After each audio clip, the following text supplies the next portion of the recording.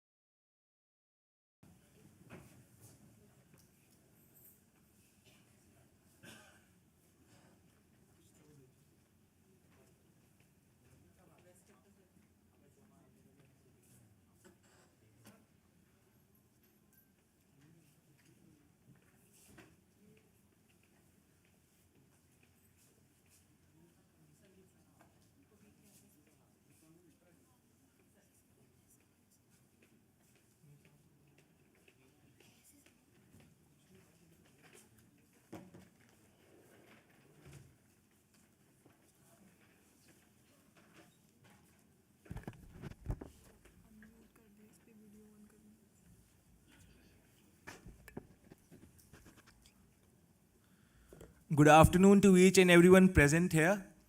Today, we all have gathered here for the inaugural ceremony of Sessions on NAAC.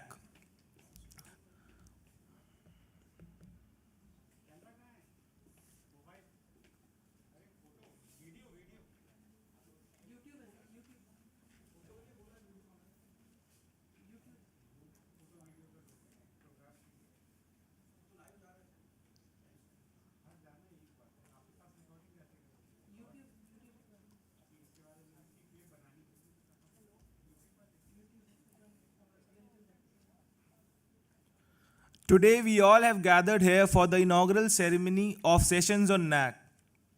I welcome all the dignitaries present here of online and offline with a big round of applause.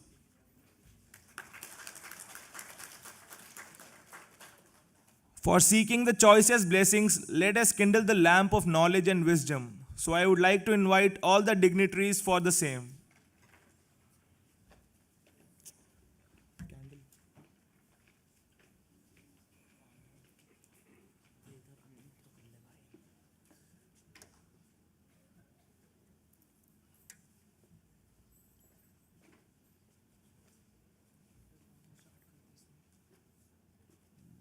इधर unmute कर दो ना।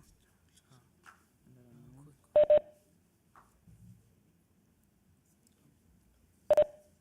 Recording start कर दे।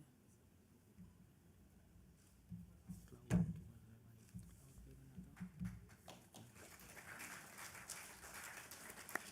मेरे को ready section से आ गया मैं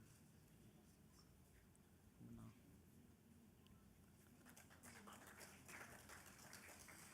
वीडियोस तेरे में भी है ना, याद है ना तेरे को कहाँ पर है?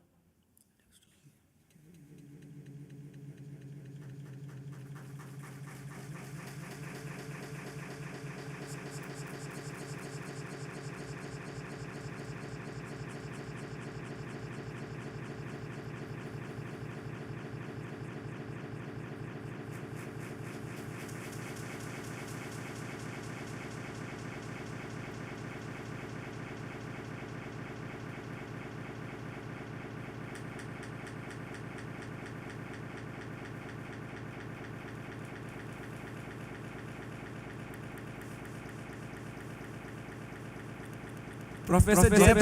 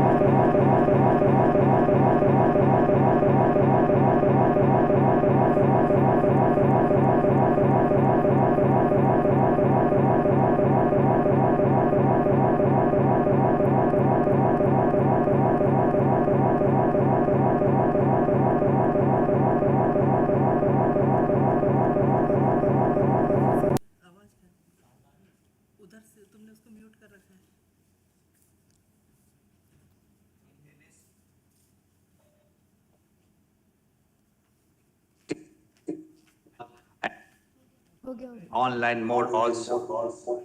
Myself, Debrat Das, Chairman of IEEE India Council and Director of IIIT Bangalore, gives me an immense pleasure to welcome esteemed speakers, faculty members of NSUT, participants and volunteers of IEEE India Council to the inauguration ceremony of the series of sessions on the accreditation process in India through NAAC NBA under this IEEE education activities. As we know, Accreditation is the peer review process utilized by higher education institutions and industry participants to evaluate academic degree programs. This process offers quality assurance of engineering programs at universities.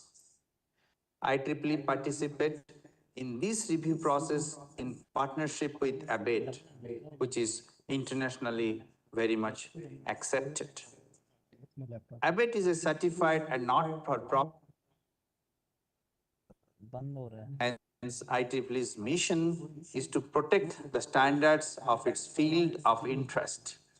To do this, an important mechanism is reviewing and creating ongoing criteria in the electrical, computer, and cybersecurity engineering areas and many other related areas. In India, this accreditation process by the National Board of Accreditations opens gate for multiple other kind of help. For an example, this NBA accreditations and AICT opens up research funding to those institutions, addition of new courses, and increasing number of seats in different disciplines, and also the funding from the other different agencies like DRDO, DST, ACRB, CSIR, and all.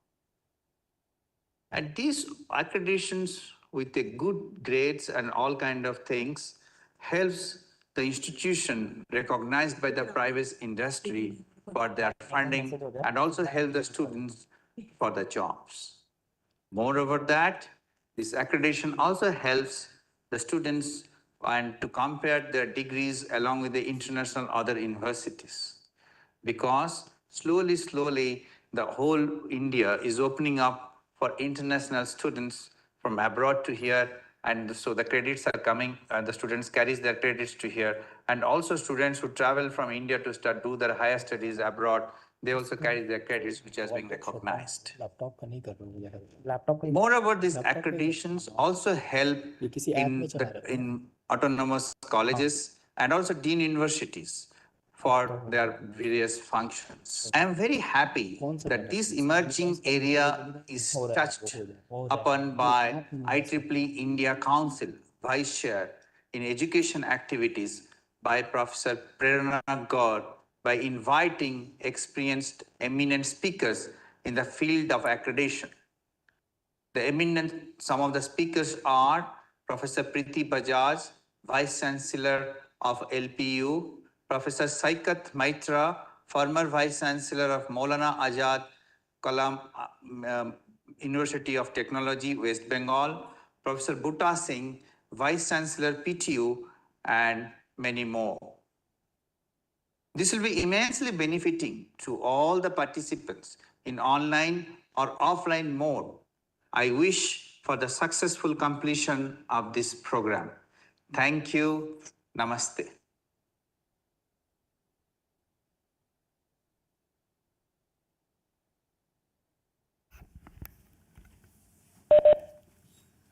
That was truly inspiring, sir. Now we have Dr. Leon Lee, sir. Dr. Leon Lee, sir, is IEEE Region 10 Educational Activity Committee Chair and Senior Lecturer at the University of Hong Kong, who has previously served as IEEE Hong Kong Section Education Chapter Chair. But due to his unavailability, he has also sent a video message to address the gathering with his words of wisdom.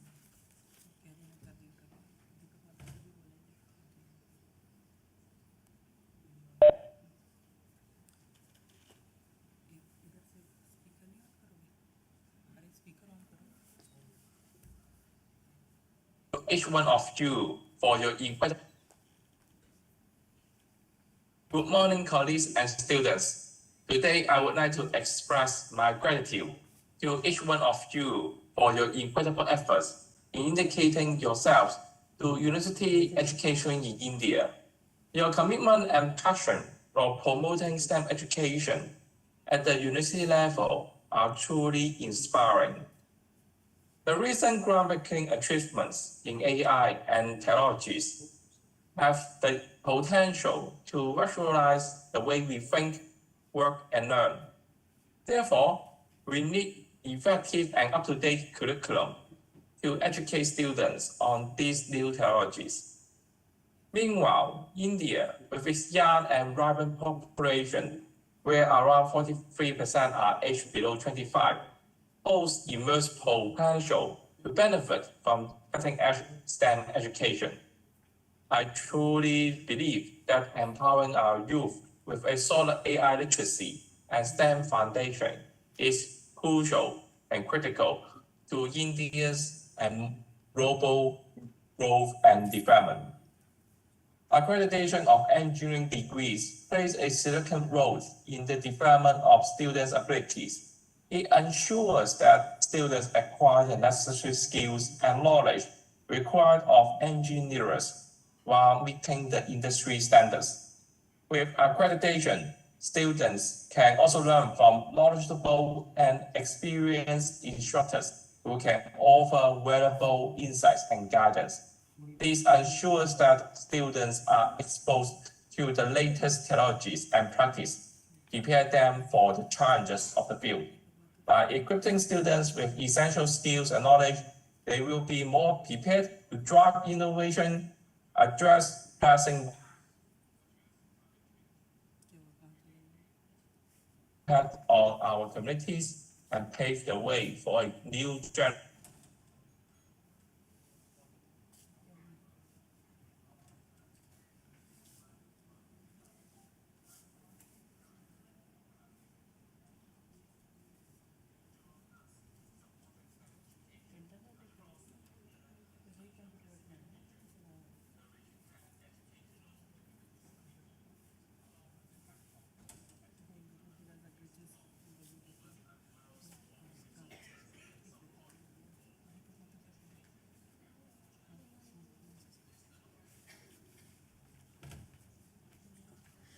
I would now like to invite Deepak Mathur sir, the Vice President of IEEE. In today's event and the development of robust STEM education programs.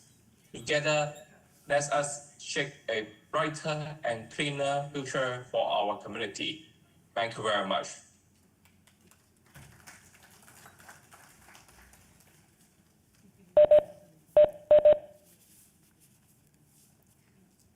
That was truly inspiring, sir. I would now like to invite Deepak Mathur sir, the Vice President of IEEE MGA. He has also been the Director of IEEE Region 10, Asia Pacific Region for 2 years. He is also the past chairperson of IEEE India Council. He has also completed the Advancement Management program from IIM Calcutta.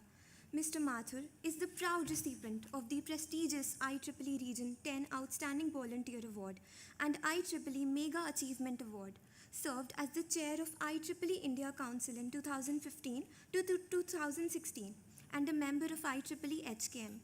Today, he has accepted our invitation despite his very busy schedule to motivate us for the IEEE educational activities under the India Council and Delhi section. He'll be joining us through WebEx. Thank Over you. to Thank you very Deepak much Mathur. for my introduction. Are you able to hear me properly? Yes, sir. Yes, sir. You are audible. Okay. Okay. Thank you. So thank you for the invitation, Dr. Prerna. Thank you, sir. Thank you. It's nice to be here. And it's good to see that today's program is being attended by the Vice Chancellor of NSUT, Professor Jayaprakash Saini, who just now addressed the gathering, and India Council Chair, Professor Debrata Das, who sent his video message, quite inspiring.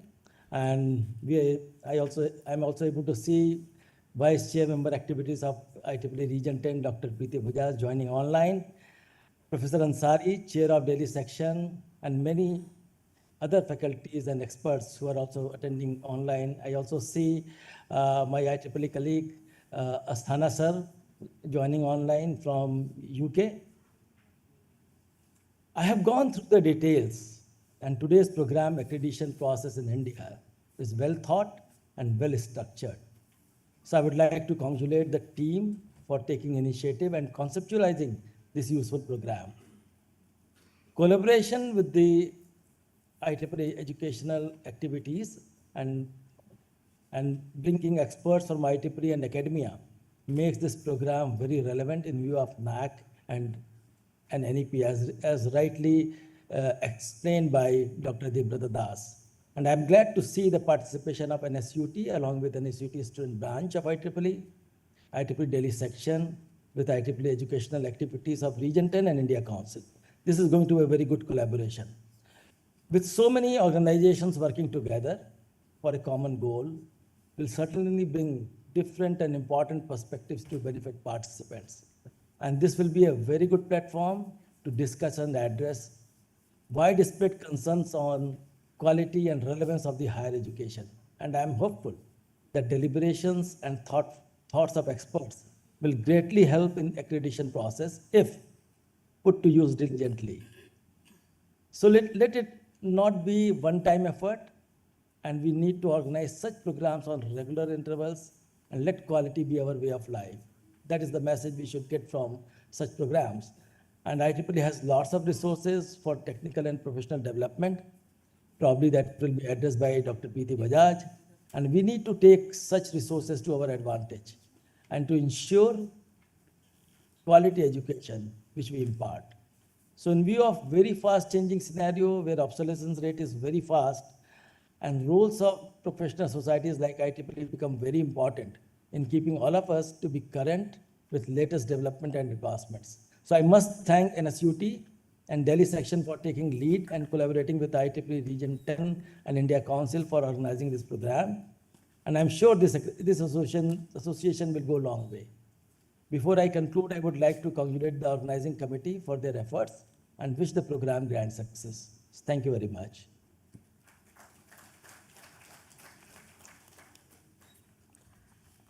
Thank you, sir, for your enlightening speech.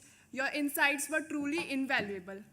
Now, I would like to call Professor Prerna Gaur Ma'am, IEEE Region 10 and India Council Educational Activities Vice Chair, IEEE Delhi Section Educational Activities Chair, Director of NSUT West Campus, and Branch Counselor at IEEE NSUT Student Branch for addressing us.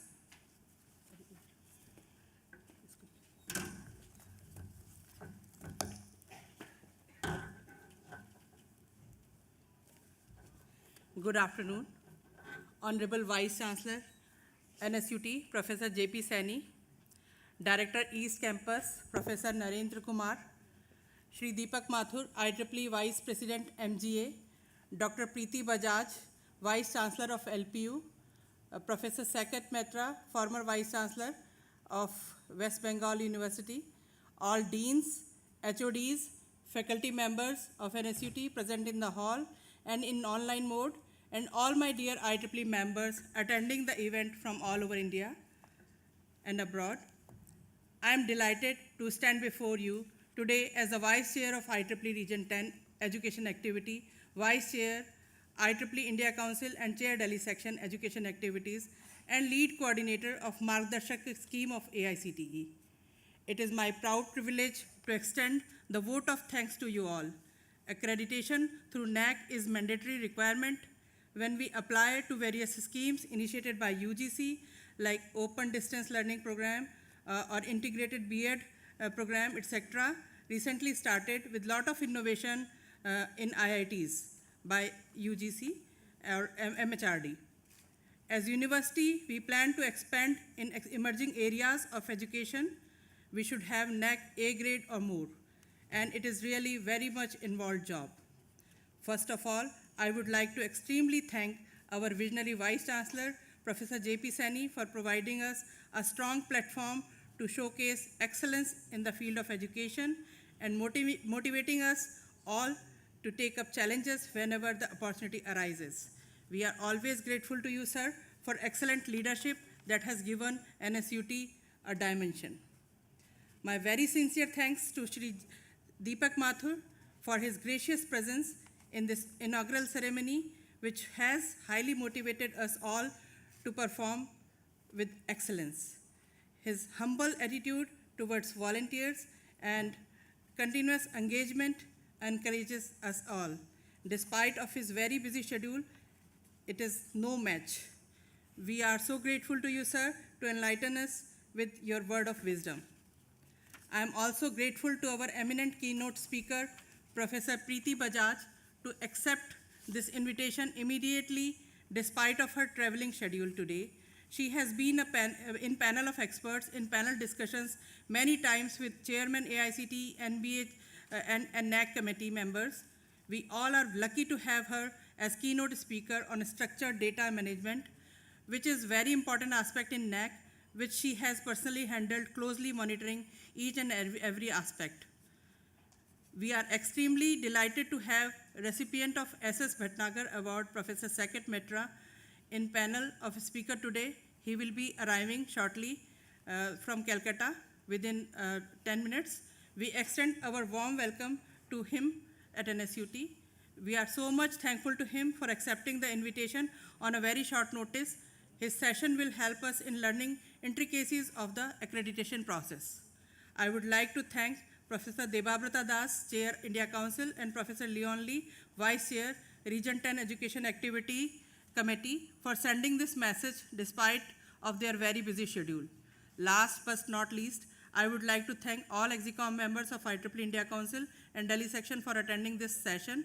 Thanks are due to all online participants from all over India and all faculty members attending in this hall. Thanks to our executive engineer and his team for providing all required logistics.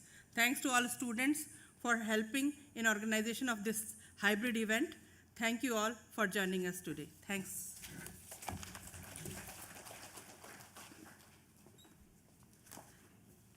Thank you, ma'am, for your enlightening speech. Now I would like to invite Dr. Preeti Bajaj, ma'am.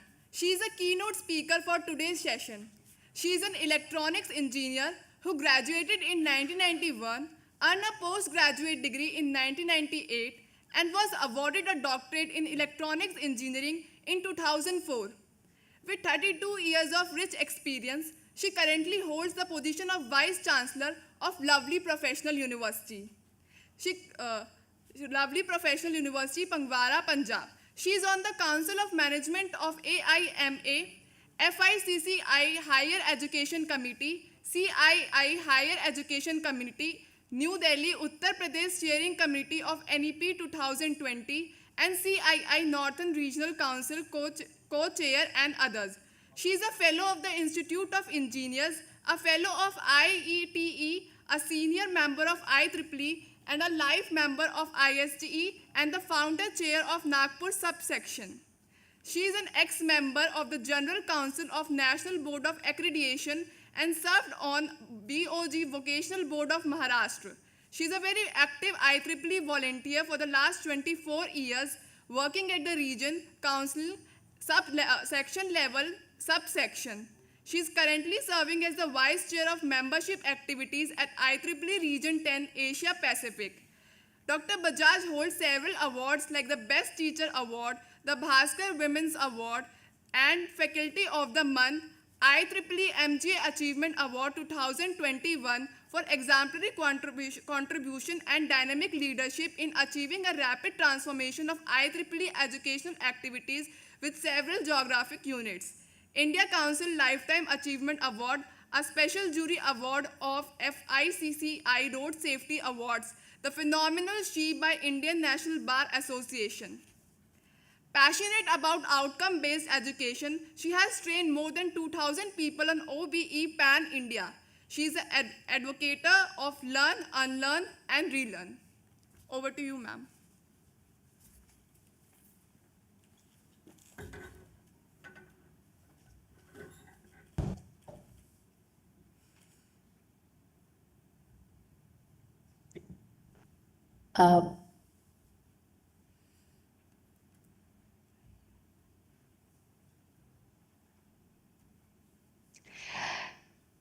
Professor Jaiprakash Saini, Honorable Vice Chancellor of NSUT, Deepak Sir, Vice President for MGA, Dr. Debabrata Das, Chair IEEE India Council, Professor Ansari, Chair IEEE Delhi Section, Dr. Leon, IEEE Region 10 Education Activity Chair, and the convener of this program, which is on accreditations, Dr. Professor Prerna Gaur, my dear friend and IEEE Region 10 member of Educational Activity Committee, Vice Chair for the Educational Activity Committee, Branch Councillor and IEEE DS A Chair, who is being active in organizing these quality programs in India and abroad. The online and offline faculty members, the audience, and the speakers for the day, Professor Sanket Mitra, former Vice Chancellor, my colleagues, very good evening. I have thank you, Dr. Prerna, first of all, for giving me opportunity for speaking on a wonderful and important aspect of structured data and its importance in accreditations.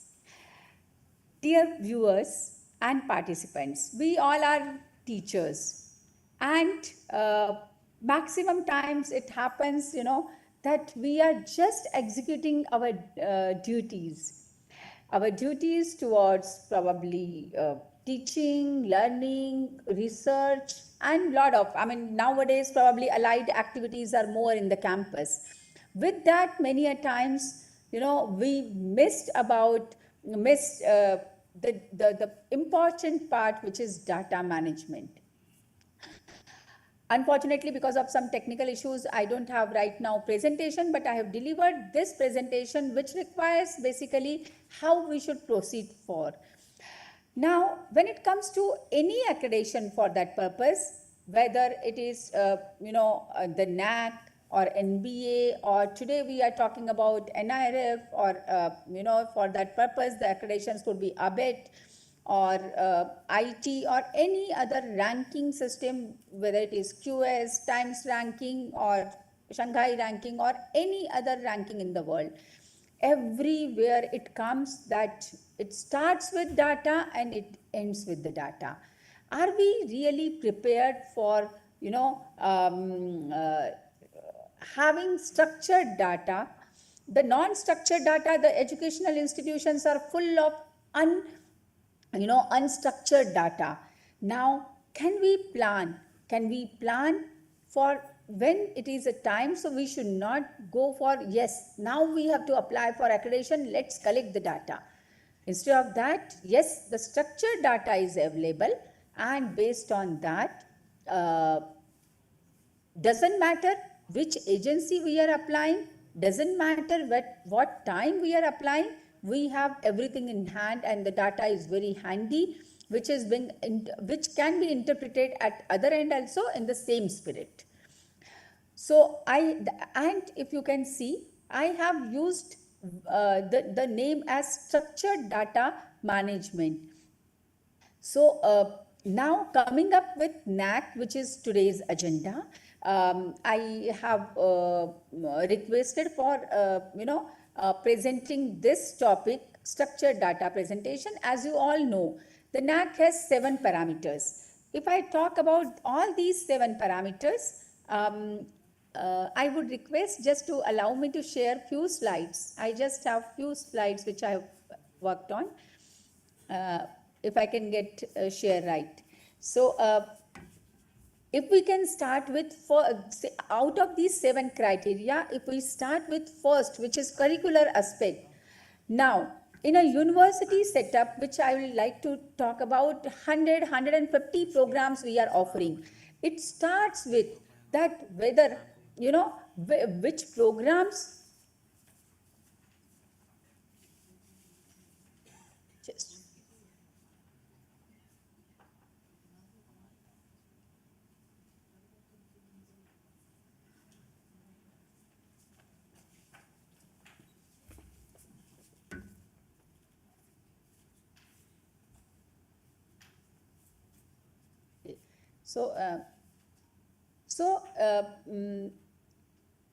if I was talking about first criteria, which is curricular aspects. In curricular aspects, we can see if I'm talking about 150 programs, and accreditation data is required for 5 years, and if this data which is available with us, we all have in the campuses nowadays, campuses are driven by MIS, ERP, or number of, whether you call it university management system, every university is having some or the other way, a small ERP. Now, with that, the data is available. Can I see that the data which is available, in what way you are having your Google Sheet Ma'am, you are or the host data now. management, You can or share I the would slides. say that how you can add this data or Preeti, represent ma'am. this data in the DVV form.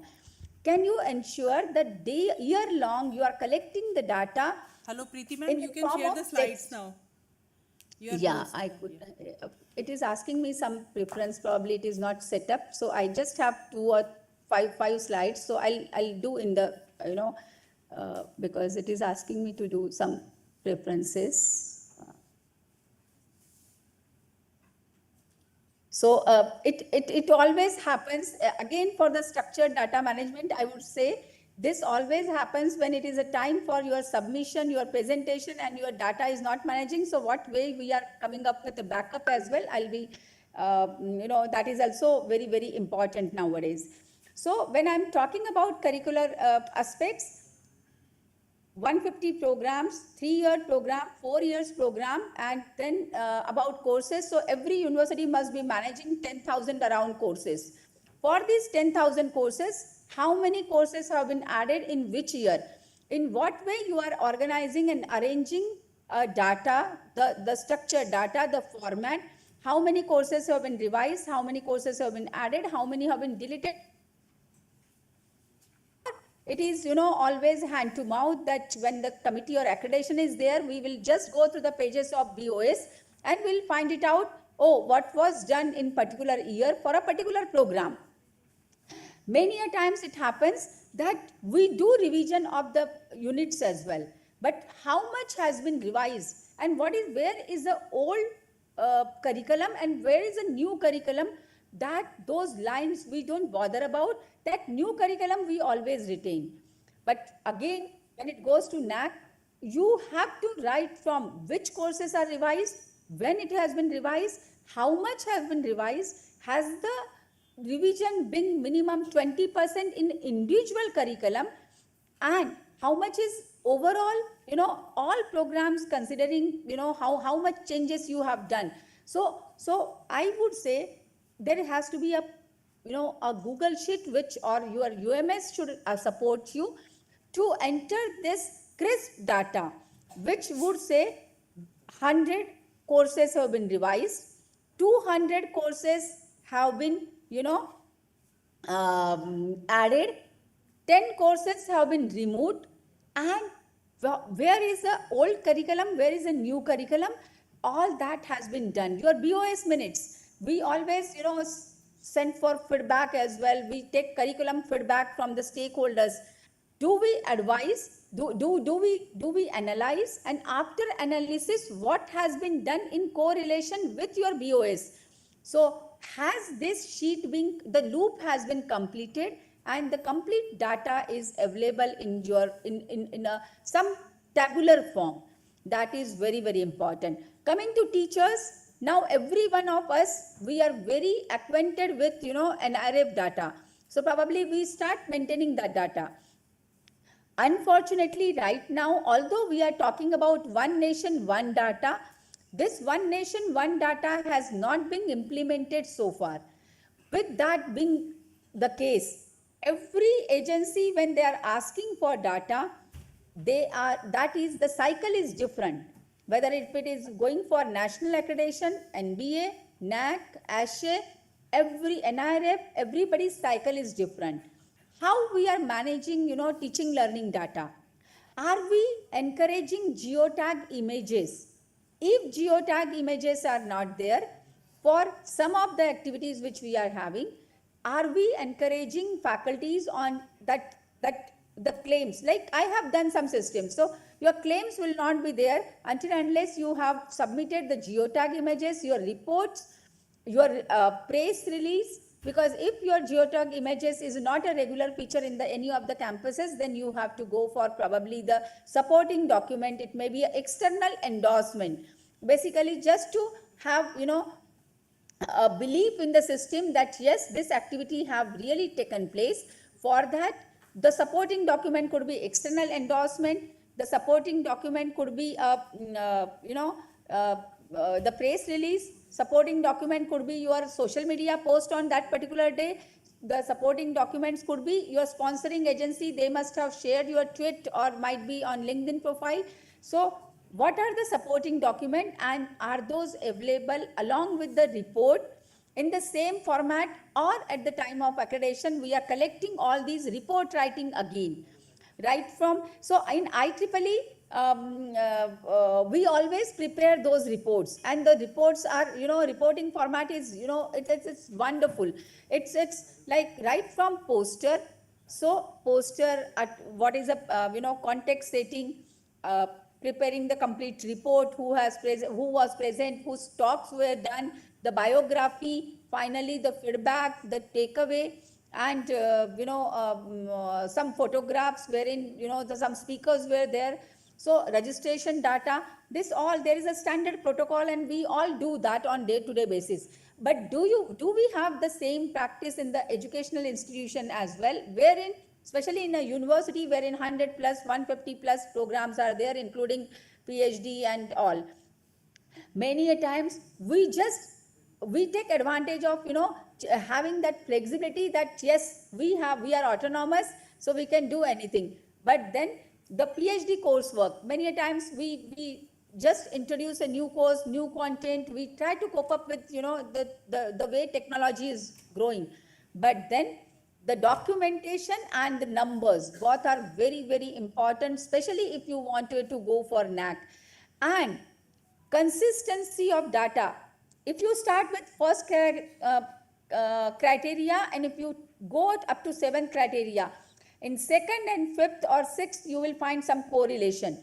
Does your data is same?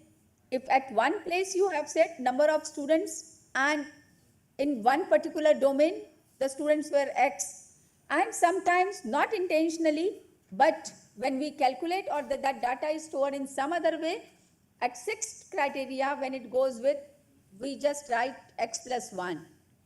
So please ensure the consistency, the numbers, and in fact these numbers, there are formats which are available which will cross-validate and validate your data as well, whether the data consistency is being maintained or not. The maximum challenges are for research data. That is a pain area for administrators. That is a pain area for every faculty as well. I would take a wonderful example of the university wherein I'm right now Vice Chancellor. Not because I'm a Vice Chancellor over here, but the university have a wonderful, data management system, I would say UMS. And for research, every day on day basis, suppose 1,000 faculties are there, or 2,000 faculties are there, with 2,500 to be very precise the faculties. Every faculty publishing at least 1 or 2 papers. In a year we have 4,000, 5,000 publications.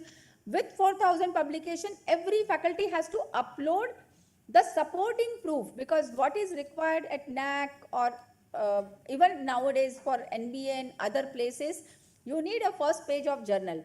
So until unless you upload that, there is a system to review that. It won't be that at the time of accreditation you will review, but if you have uploaded, there would be 3 levels of check, and there is a checklist for each and everything, whether you have uploaded that document or not, in what way you have uploaded, what is exactly required.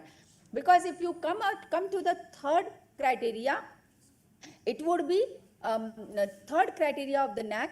It would ask about journal paper, it would ask about conference paper, it would ask about patent, national, international, funding, government, non-government funding. So all is about data. The patents which are filed, copyrights, design patents are now being rejected at most of the places, and international few countries patents as well.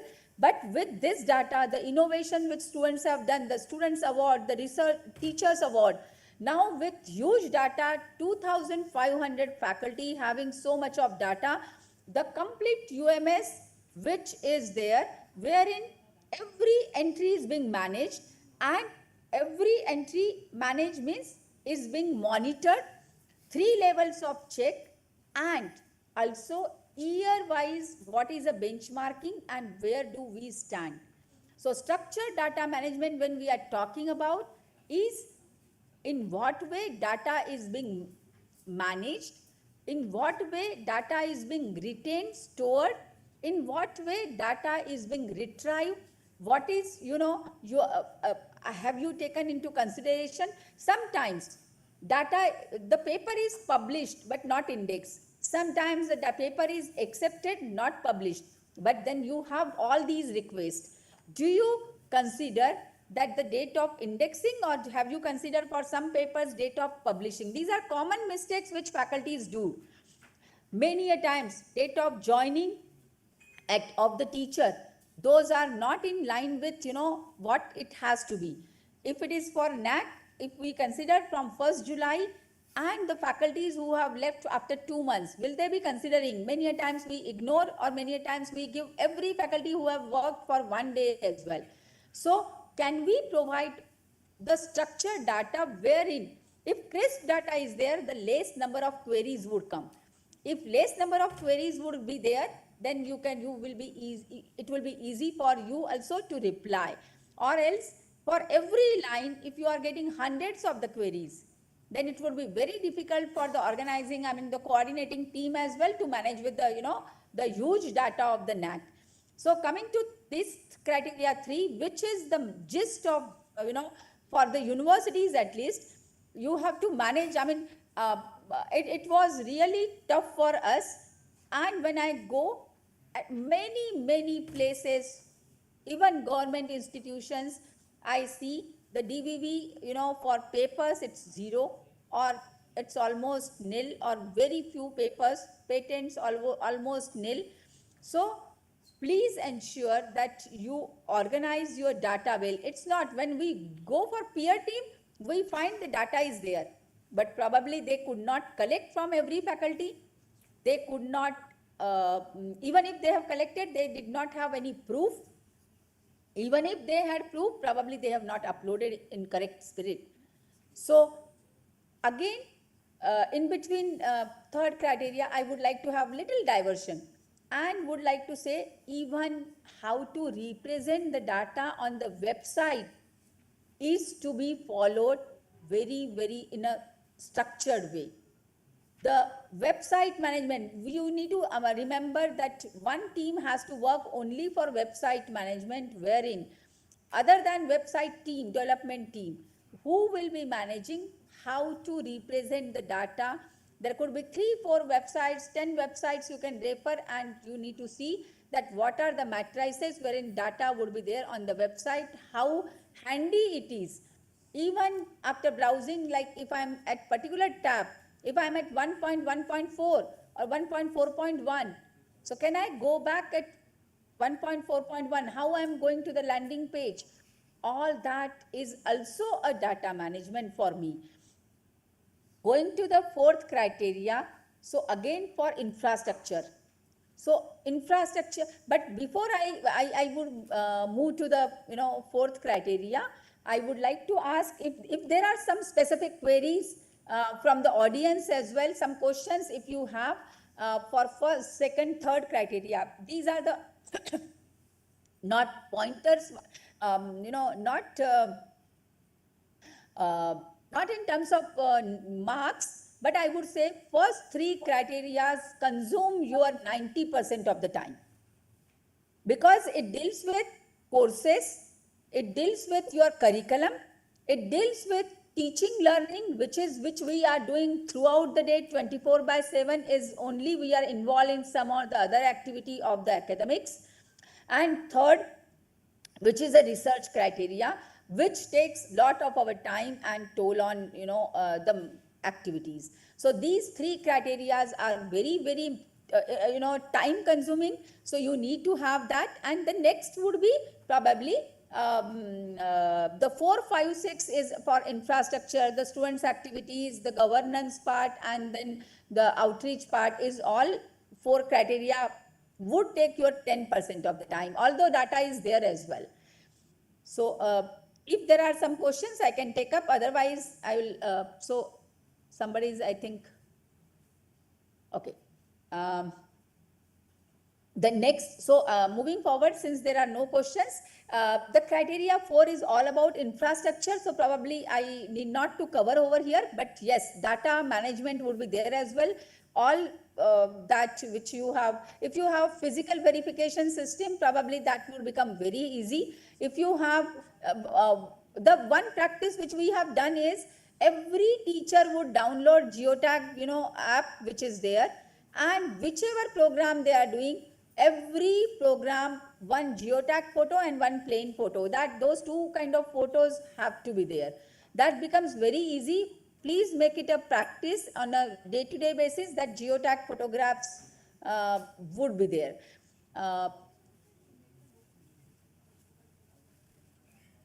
The next, it goes to criteria if 5.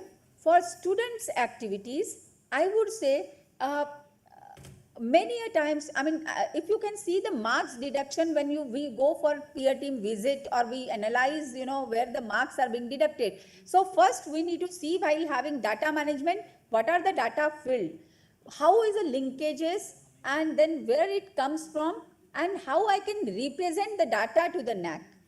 Now, the data, if I go for student support system or criteria 5, it talks about what kind of system is there for the scholarship, alumni contribution, all that. Now, if you have how many number of students are there, how many students are drawing scholarship, and then how many students have appeared in competitive exams, how many students have have cleared competitive exams, all that will be part of placement activities.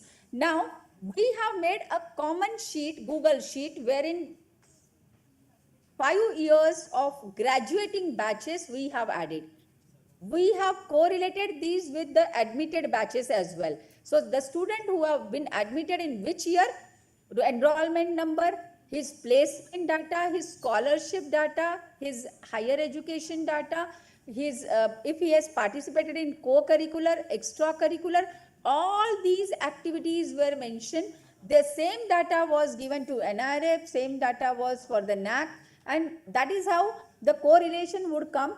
That complete, the almost the rows would be in lakhs, but then the data was very, very huge data was there, and it was, even for MIS it was little difficult, but yes, that data would give you clear idea about students' life cycle, the students' admission, students' graduation. Criteria 5, which is talking about after the student's graduation, then he has become alumni. So which year, what kind of there, if placement, what was the package, if placement is done, then or he has gone for higher education, what is the proof which is available, proof sequence number, what is that, all that was present in single sheet on UMS, and on click it was available. And on download, the huge data, I mean, all which year you want, 15-16 or 16-17, 17-18, all data would be, that can be made available. That was the system which was developed at multiple institutes. I mean, wherever I have seen, wherever we go, we see that few institutes they do, few institutes which are, generally, I would say, the data management nowadays, I cannot say only engineering institutions are managing, but one who is having understanding. The next and very important in between that, I would say, please ensure that your all teachers who are handling NAAC at least do a good 5 days certification program on Excel. It is, it's a little off track, but then I would really request those who wish to go for NAAC, if they can do a 5 days training or 3 days rigorous training on Excel and formulas, would really help you to work on. That is probably essential according to me, because a lot of formulas, data validation, whatever data you are sharing, every time there is a new version because we are trying to extract from different sources. It's not that every time everybody is intentionally putting wrong data, but many a times we don't bother, we just and the data mismatch do occur. So for fifth criteria, the data collection is not a challenge, but yes, students who have participated in sports have gotten award. Many a times we have decentralization and we don't bother about, how many students have brought in laurels, and if that is there, still we don't have certificates copy because students do bring those awards. We just applaud them and then students leave away. So we don't have, we might have a mug or a trophy, but trophy may not have his name. Trophy may not have, the trophy has got faded. So how you are going to represent the student 5 years old data? So please ensure that you are starting, you have a habit of collecting the certificate from every student and you give it to your AO records or somewhere there is a record room wherein you are collecting 5 years at least certificate of each and every activity of every student. So that is and students numbers is always in, thousands and lakhs. So that is a challenge wherein data management, but then it's a very small criteria 5. Criteria 6, data management is only concerned with your non-government funding, especially for the teachers training. That is how many teachers have done training, where they have done minimum 1 week training is done. Do you have a system to collect their certificates? Do you have system to audit? Do you have system to approve it? So it starts with, we have in educational institution, you won't find these data at one place, but then ensure that you have all data in one place. We have somebody's registrar is approving, or might be the head of the department would approve and keep the copy with him. The one copy would go to accounts will release the fund, or it might be after post report submission. But then how you can come with everything together in one file? And although the engineering institution have to go for NBA, so a lot of data is available, but then again, the numbers do matter. What kind of training they have gone for, fellowship which teachers might have received. Have you given the funding to the teachers? So how whether you have original receipt of those funding as well, that what teacher has done with that funding. So all that, how many teachers you have sent, all that data would come in the criteria 6, and rest all will be the governance part. Criteria 7 do not have any data, but yes, it has systems and processes. Systems like whether whether it is basically if you are good into SDGs impact, then you can manage, you can present your data very well in the criteria 7, I would say. And then it is all about value system, what kind of value system you have.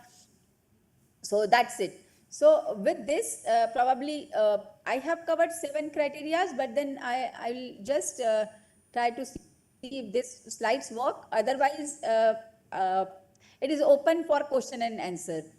And before I switch over to a question and answer, I would like to thank the EAC, Leon and Dr. Prerna, who is really working so hard and put in her heart and soul in every activity which she managed. And I have been, with her for many activities. So wonderful, Dr. Prerna, for organizing such a need-based program for the teachers, for teachers training, and under EAC. You have correlated to important area, as Deepak sir has said. Thank you, Deepak sir. Good to see you after a long time over here. And Asthana ji and Subramaniam sir as well. So over to, if I can get in some questions for the data, would be wonderful, because everybody wish to go for NAAC as well. So how would be, if some actual test cases or some challenges can be shared, would be great.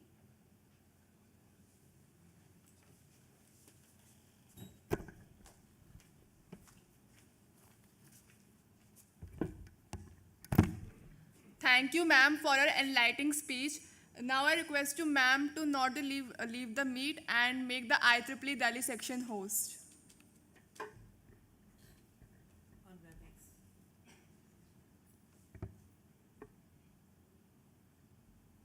Ma'am, right click on the IEEE Delhi section. There will be an option of making the host.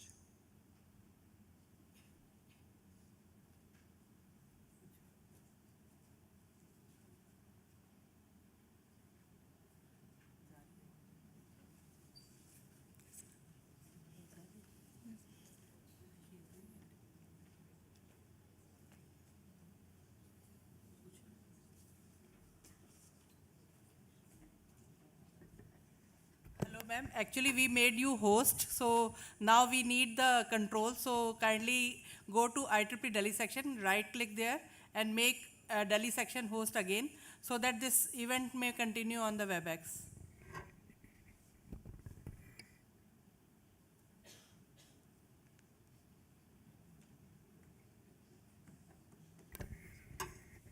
Preeti, ma'am, can you hear me?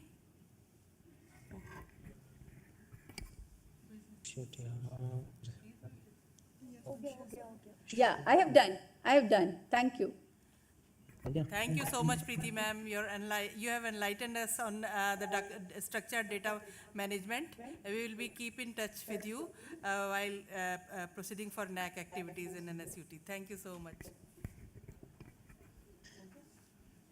Yes, ma'am. Now, Dr. Saikat Mehta sir has also joined us. I would like to call Professor Jay Prakash Saini sir for facilitating him.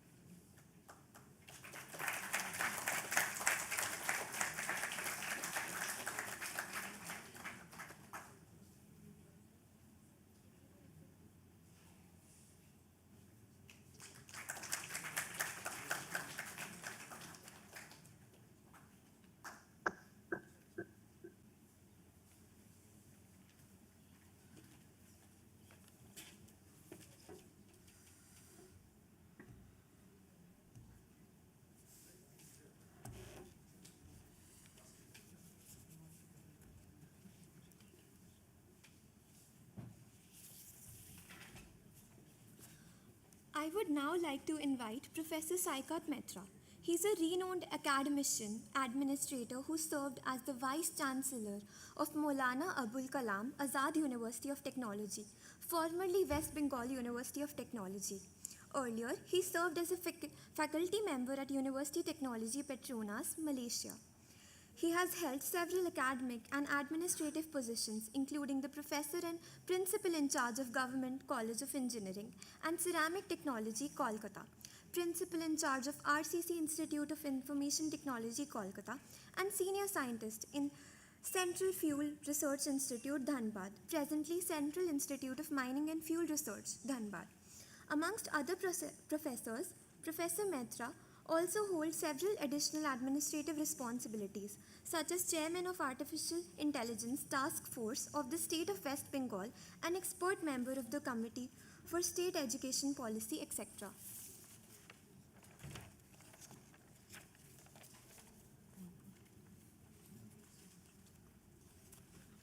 He was born on 24 June 1964 and has a bachelor's degree in chemistry, Bachelor of Technology in Chemical Technology, Master of Technology in Chemical Technology, and a PhD in Chemical Technology from Calcutta University.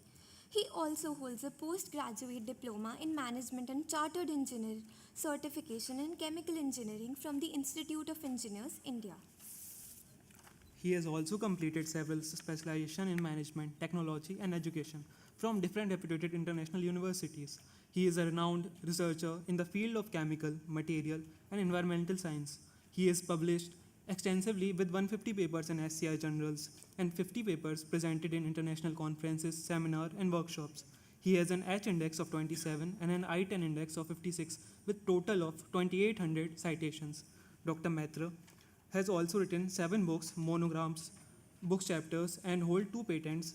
Professor Mehta has also completed 11 funded research projects and received 9 awards and recognition, including the prestigious Fellow of the Institute of Engineers, India. He is a member of several academic and administrative organizations, including the National Science Congress Association and the Material Research Society of India. Dr. Mehta has also served in various positions in professional and administrative organizations, including Executive Council member of the Indian Society of Technology Education and former Vice President of Indian Institute of Ceramics. He is the recipient of S.S. Bhatnagar Award in Chemistry from Indian Science Congress in the year of 2019. Dr. Mehta has visited several countries for delivering lectures that includes USA, UK, Australia, Italy, Bangladesh, Thailand. Sir, over to you.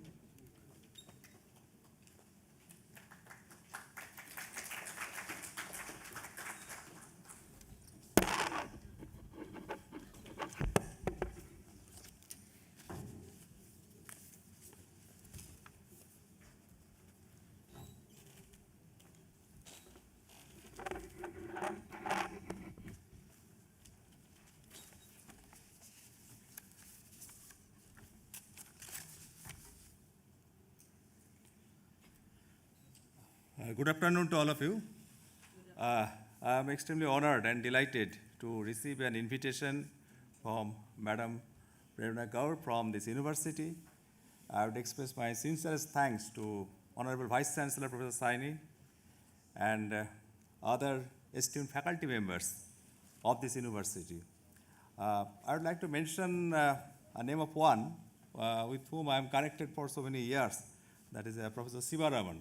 So for the last 6-7 years, I remain connected with him. So all these factors compelled me to come over here, and after coming, seeing all this ambience prevailing at this university, this is a wonderful experience. Now, I was since intently listening to the previous deliberation, and what Madam was mentioning, that is very important. Everything has become now data-centric. Data is now considered as new source of fuel in modern economy. Every sphere we need to deal with data, and education is no exception. That is absolutely correct. And then we need to establish a robust system for database management, whereby capturing data, analyzing data, taking corrective actions.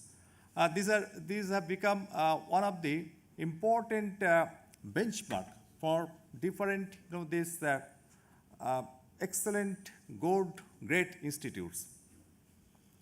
But now, if you look at this accreditation process and all the standard protocols set by different bodies, NAAC, NBA, and others, there, this benchmark have already been defined.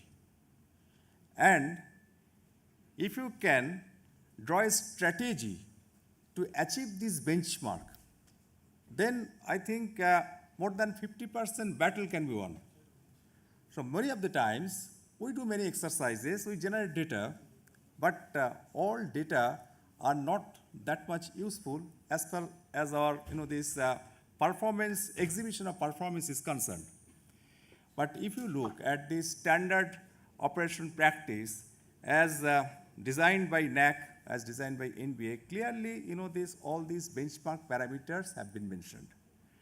So our strategy should be to set a system whereby how to attain this benchmark parameter as maximum as possible. So I believe that this university, it is in existence for the last 5 years. And is it correct? Yes, sir. It started in 2018 as a university. It is 40 years old. Yeah, that was before that. It was very, this reputed, renowned engineering institutes. And from 2018 onwards, it emerged as as university. And that means as university, its existence is for 5 years, as on date. Sir, our MBA is 3 years of MBA have passed हो गया बेटा? and BBA ले, 2 years. Yeah. वो दो. Right. Now the thing is this, the system here, so far I could gather information that you have the system of different faculties. And under these different faculties, different programs are being, this organized. Is it correct? In many universities, they organize the university in the form of different schools. Okay. So under these schools, these programs are organized. Here, these are faculties. 8 faculties. We have 8 faculties. Is it correct? So out of 8 faculties, at least more than 6 faculties should have generated 2 years of outgone batch of students. 2 consecutive batches. 2 consecutive batches. More than, the 60%, preferably 70% onwards, so 60%. So this, as far as your eligibility is concerned, 100% charge है. नीचे वाला. हाँ, ये देखो बेटा वो कैसे है. ये बस ये अपना 400% charge.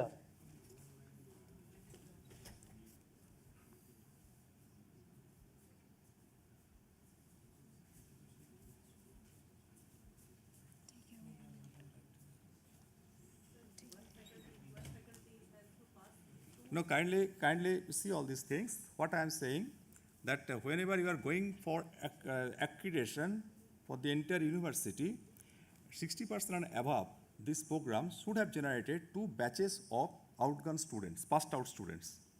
Okay. So kindly check with it, and if you have, you need some, the special permission, then you need to contact with NAAC to seek their permission. So whether, and I think you are in the process of preparing your SSR and all these things. So it will take time, and then your audit and all these things have to be completed. So take time, but my suggestion is kindly plan all these activities centered on different benchmarks as considered by NAAC. I would like to mention some of the benchmarks which are there for this NAAC accreditation process. If you have, this a good established your IQAC cell, probably you have appointed coordinators for different, these criteria. Okay. So for criteria 1, who is the coordinator? Is he present over here, or is he or she present over here? Sir, it is just an initial stage. Okay. So right now, you see, important thing is, in the last 5 years, how many new courses you have introduced? This is one benchmark. If you have 20%, more than 20% new courses introduced at this university, then you will get the maximum score. Okay? So you do a strategy in that way. So within, this last 5 years or so you need to, this introduced more than 20% new courses. Suppose you have 100, this course, then you introduced, this 20 more courses. So that means 20% you have achieved. So you can claim for these highest marks. In Last 5 years. Okay? So kindly ensure all these things. Then you will know where you are actually standing. Okay. Second is, your students are taking up different, these certificates, value-added courses, online courses, MOOCs courses from SIAM, from NPTEL, and from other platforms. Okay. The students, they have enrolled and they benefited. Number should be, the certificates number should be more than 50. Then you will get the maximum marks. There are different scales. Its scale is from 0 to 4, 0, 1, 2, 3, 4. For 0, it is less than 5. For 1, it is 5 to 20. For 2, it is 20 to 40.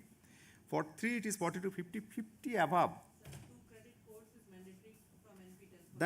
that means these certificates part, this number of certificates you have to collect and you have to keep it for presenting before the NAAC peer team and for uploading this data. Then you will get maximum marks. Third is percentage of programs that have components of field projects or internship or research project in the last 5 years. You have engineering programs. In engineering programs, this internship is a mandatory component. Okay, so 80% and above program, if these are having more all this component, internship, field visit, field project, research projects, then you are going to get maximum marks. I think this should not be a problem, as because you have a strong engineering programs, you have management programs, and their mandatory students, they go outside to different institutes, to different these industries for taking up different programs. So kindly collect all this information, data, certificates, and then it will give you maximum percentage of marks in this course. Is it okay? Then feedback. You see feedback, you are collecting it from different stakeholders. Who are your stakeholders? Your stakeholders, your students. Your stakeholders, these employers, teachers, alumni. These are all stakeholders. You are collecting feedback. So if you only collect feedback, that will not give you maximum marks. So collection of feedback should be followed by analyzing this feedback, action taken, and communication of this action taken to the stakeholders. For example, these employers, their feedback is some courses needs to be, this integrated with skill-based programs or skill-based courses. This is the observation from employer. For example, this is not here. Maybe this particular skill component is absent at your curriculum. Employers are suggesting, so this should be a part of your curriculum. You have got this information, you have analyzed all these things, you have taken action. Action means you've introduced these programs and communicated this to the employers. So if you complete this entire thing, then you will be getting the maximum marks. Only collection of feedback, and after collection only analyzing this feedback, and after analysis only action taken on this feedback, that is not the complete cycle. Complete cycle is after action taken, this is to be communicated to the respective stakeholders that we have given importance or due cognizance to your feedback. Is it okay? So then you are going to get maximum score. Otherwise, you will not get maximum.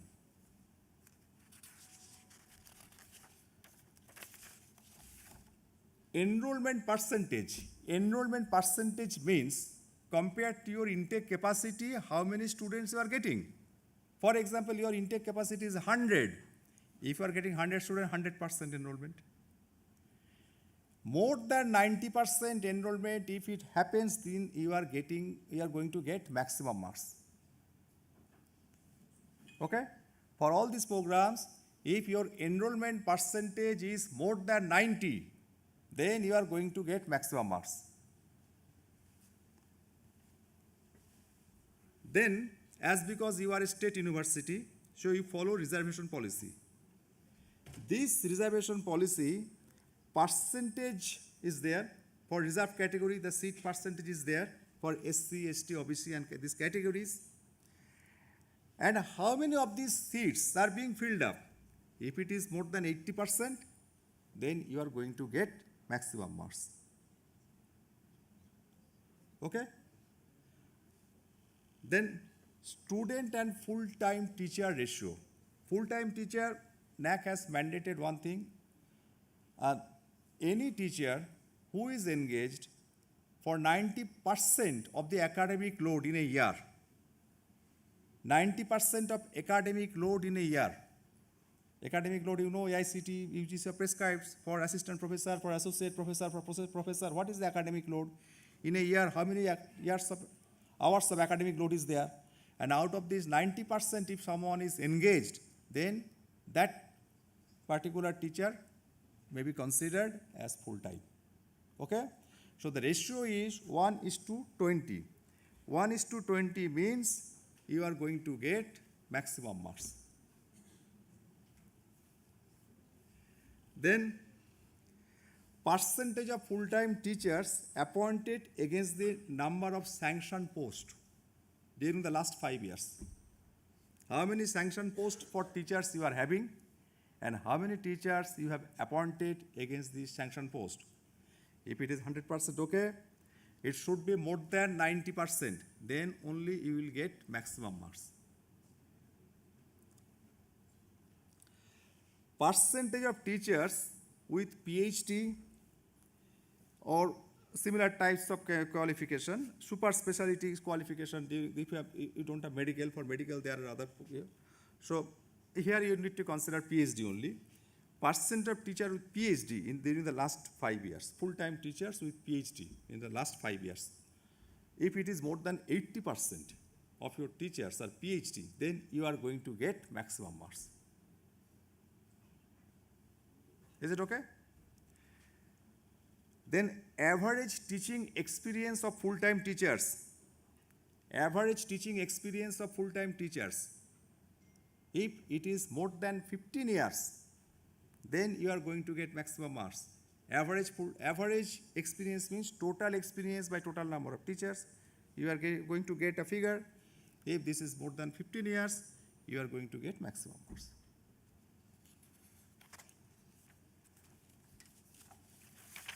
Next, you are publishing your result after completion of examination.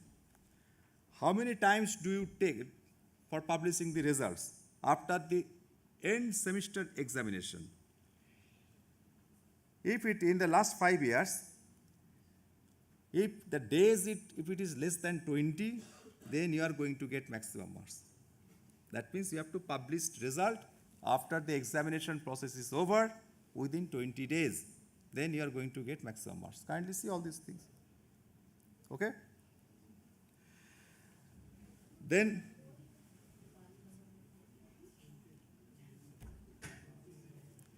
percentage of student complaints, grievance about the examination systems, evaluation.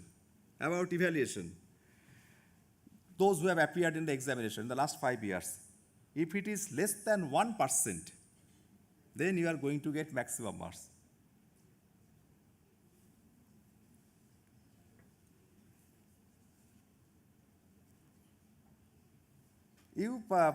I believe you have automation in examination.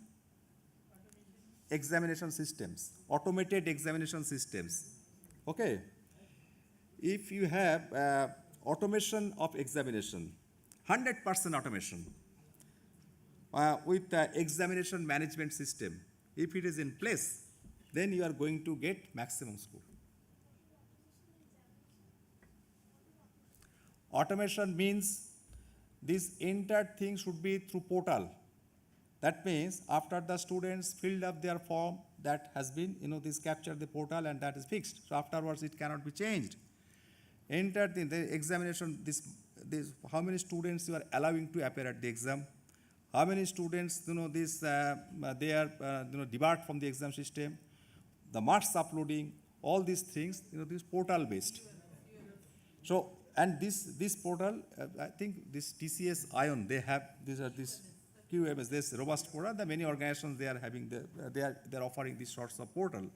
Examination management system. I think SAT knows all this. So if examination management system, manual, this part in the examination, manual part means, all these things, records are being kept manually.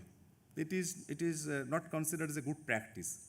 Whatever is there should be at your, this cloud or this exam portal. Cloud. So if it is there, so you are going to get maximum marks. Fully automation of examination system. Okay? Then pass percentage of students. How many students are becoming passed, including backlog? In the last 5 years, in the last academic year.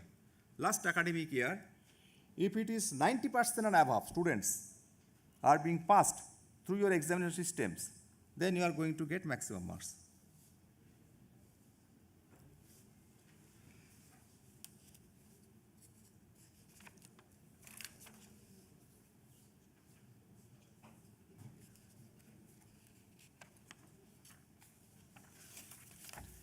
for research, you have, if you have the culture of providing seed money or seed funding to the faculties,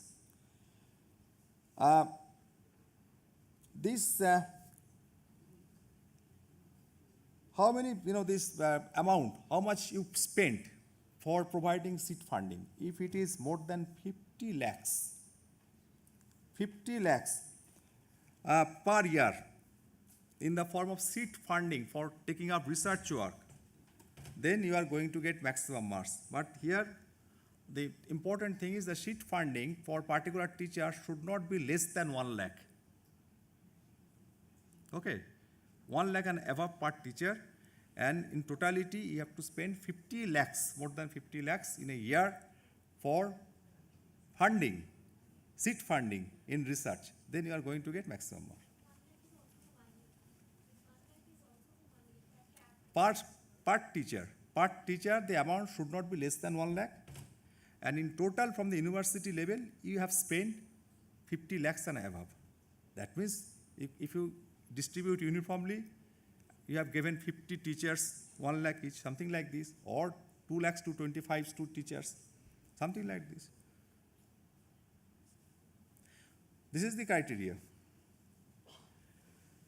Then how many of your teachers, in terms of percentage, they are receiving national, international fellowship, financial support for by various agencies? For example, AICT support sometimes. They give, or sometimes, these DST supports. DST supports for going to abroad, for presenting paper. So how many of your teachers are receiving these sorts of fellowship or support from external bodies, external agencies? If it is more than 20%, then you are going to get in the last, this 5 years. If it is more than 20%, then you are going to get maximum marks.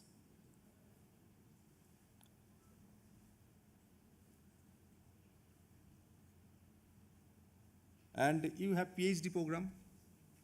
And this PhD program, in universities, there are two systems. One is self-funded PhD, self-sponsored PhD, and another is a PhD with stipend or scholarship. So here, out of your total enrolled students, if 70% are JRF and SRF, then you are going to get maximum marks. Is this point clear? JRF and SRF, Junior Research Fellow, Senior Research Fellow, as per UGC norms.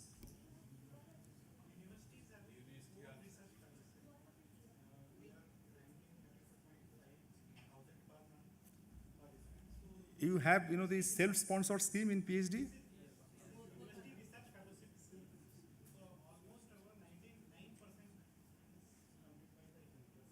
Funded by university in the scale of UGC as far as JRF and SRF scale is concerned.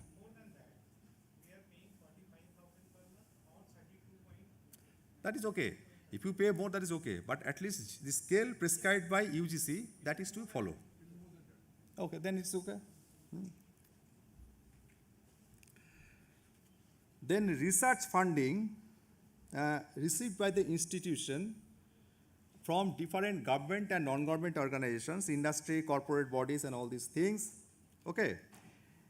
If it is in the last 5 years, if it is endowment research, everything, if it is more than 200 lakhs, then it is 200 lakhs, then it is going to give you maximum marks. And number of research projects per teacher funded by government bodies or non-government or industry, if it is more than 2 per teacher, then you are going to get maximum marks. So kindly assess how many of your teachers they are having more than 2 funded projects with them, either from government or from industry, corporate, non-government. So this is why I am telling this, because these are the points based on which you have to sensitize your teachers. So this is the criteria So you have to stretch yourself for getting these sorts of research funding so that we can score maximum in this particular this field. Okay.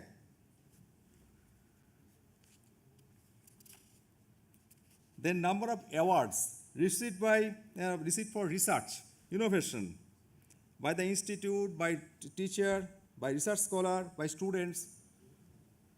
In the last 5 years, if it is more than 30, then you are going to get maximum marks. In the last 5 years, number of awards received by the university itself, by any particular teacher, by any research scholar. Awards means for publishing a very good research papers, or for developing some technology, or from doing some innovation, all these things. So many times, these types of awards are given at different, best paper awards, all these things.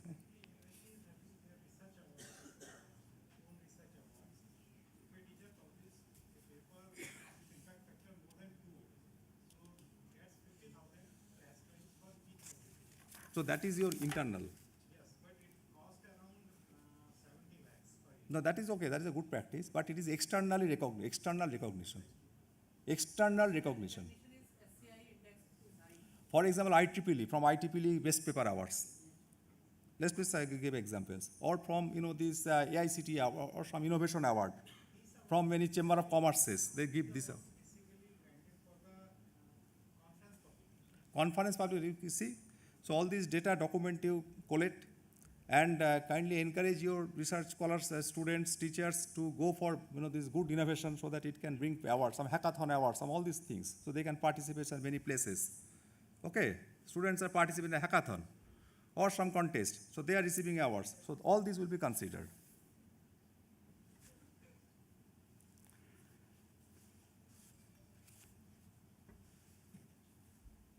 You have Code of Ethics for Research.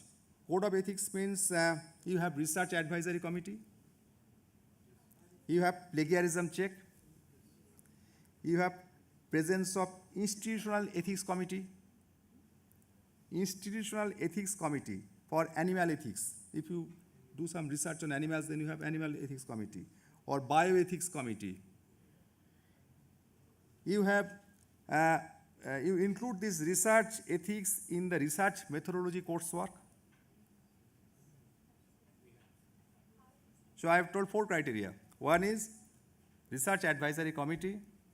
Second is checking of plagiarism. You have softwares, I think, Turnitin software. You have animal ethics, bioethics, all these sorts of committee, if you do research on this. And you include all these ethics in your research methodology coursework. If all these 4 criteria you cover, then you are going to get maximum marks.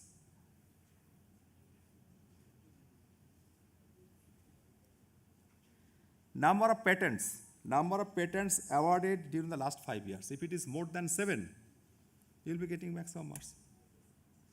In 5 years. I think you are having more than 7 patents.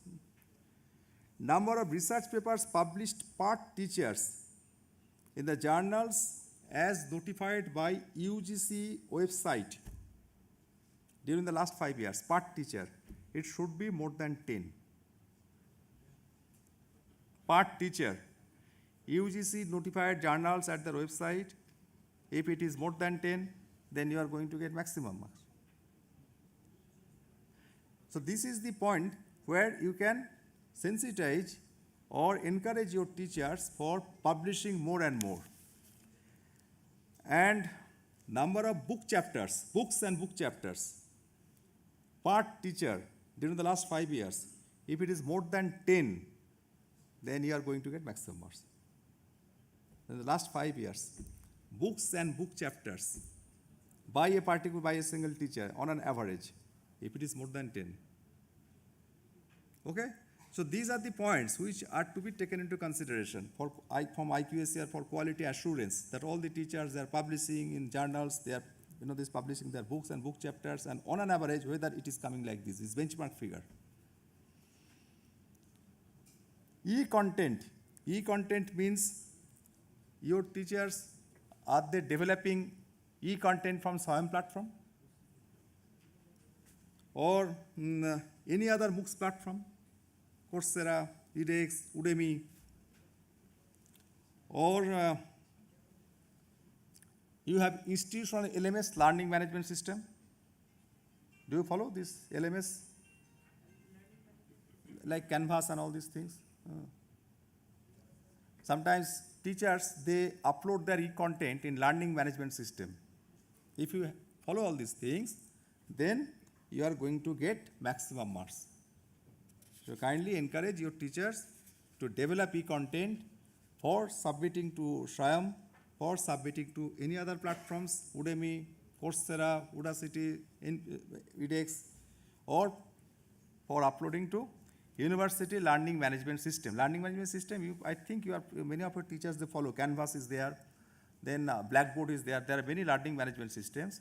The entire, these academic things by a teacher, that is properly, this organized in learning management system. Okay. So these e-contents are being uploaded. Why this is so? Because the latest perception is e-content should be made available so that students, before coming to the classes, they can browse this e-content, they can make themselves prepared, and coming to the class, they can ask questions for removing their, these difficulties or understanding. So that's why. So if you follow Google Classroom as your learning management systems and upload there, so kindly see whether these have been properly uploaded there or not. Okay.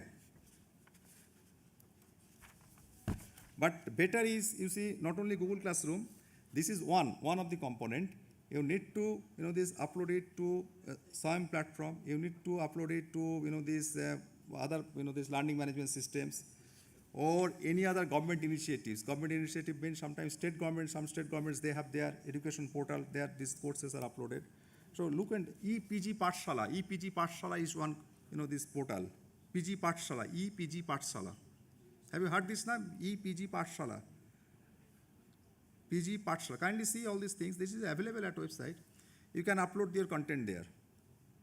That is MHRD, Ministry of Education Initiative, EPG Pathshala. All these things. So all these things, if you follow, if you comply all these things, then you are going to get maximum marks.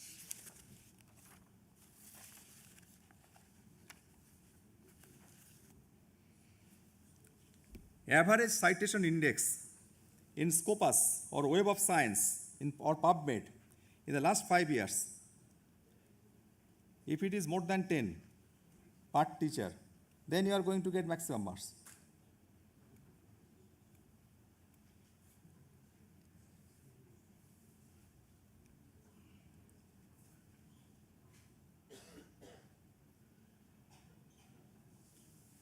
H index of the university.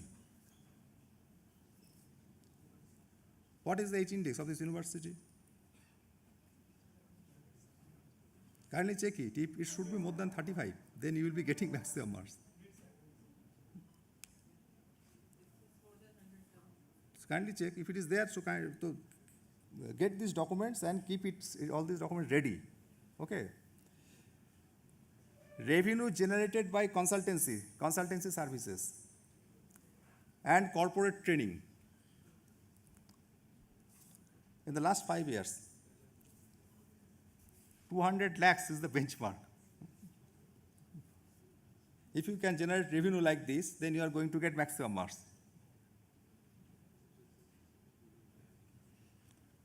Numbers of extension outreach programs in the last 5 years. How many extension programs and outreach programs you conducted? If it is more than 100, then you are going to get maximum. Extension program and outreach program. In the 5 years. 20 per, on an average 20 per year.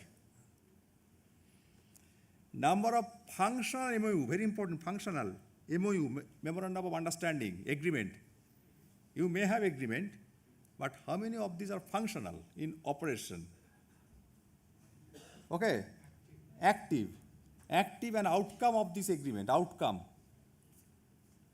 So if this functional MOU is more than 40 in the last 5 years, MOU may be on faculty exchange, MOU may be on internship, on the job training. So I think you have this MOU, all this university, they have their MOUs, but most of the times it is observed these MOUs are only in paper, not functional. Okay, so it should be more than 40 functional MOU in the last 5 years.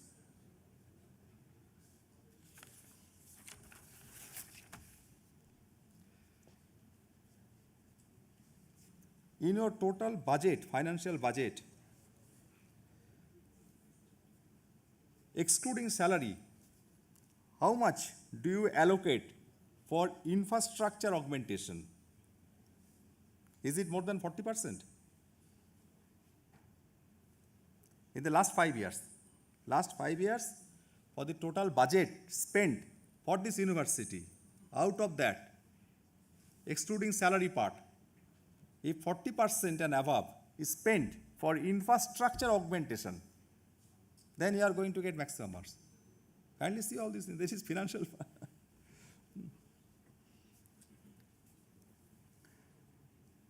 Then in the last 5 years, the percentage expenditure for the purchase of books, e-books, journals, and all these things, it should be more than 10%.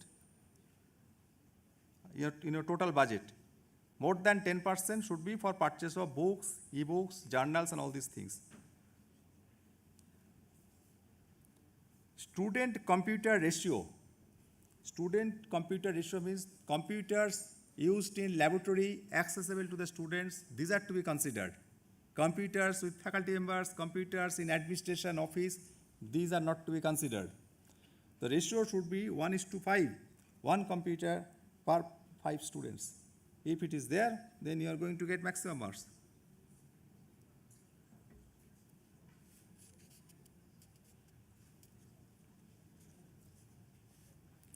For e-content development, do you have lecture capturing system, the studio? Do you have central instrumentation center? Do you have animal house? I think the program is not there, no? Do you have museum? Do you have business lab? You don't have legal program, law program? Okay. Do you have theater?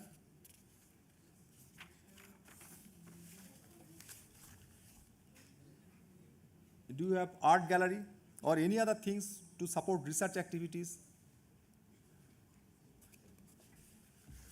So all these facilities, if these are available, then you are going to get maximum marks. At least 7 sorts of facilities are required for supporting research and all these things. Okay. How much of your budget is spent for maintenance of the infrastructure, maintenance of physical facility, and academic support facility? It should be more than 30%. Out of your total budget, salary part should be separated, then rest part, how much you are spending for infrastructure development, for maintenance of infrastructure, for purchasing library and all these resources. So these are components there. So 30% and above should be spent for maintenance of physical facilities.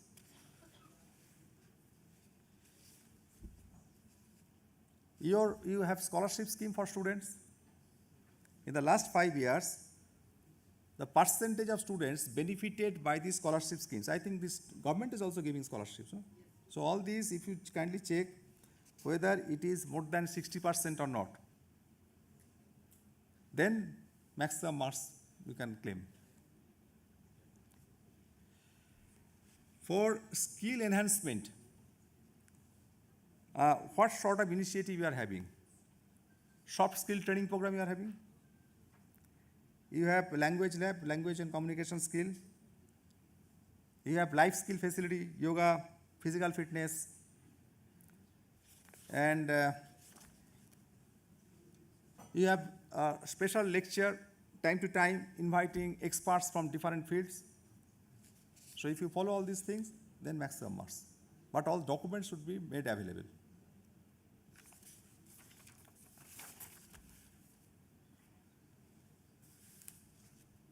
Then for student grievance, including ragging and sexual harassment, what practice do you follow? there are prescribed norms. One is implementation of guideline of statutory regulatory bodies. For example, for sexual harassment, Vishakha guideline is there. Supreme Court guideline is there. So that is followed. Second is you organize different awareness programs, sensitization programs on policies with zero tolerance.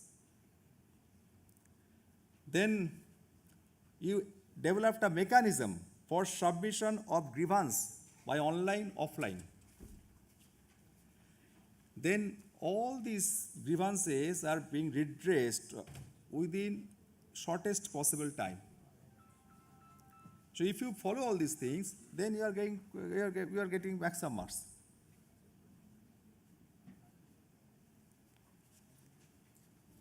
Now regarding placement, in the last 5 years, more than 70% of your students should have been placed, and that record should be made available for getting maximum score. And in the last 5 years, for this progression of students to higher education, 40% and above. If it is like this, then maximum marks. And students of your students who are qualifying for national international level examination like NET, like this UPSC, like SLET, all these things, all these qualifications, if it is more than 5%, you are going to get maximum score.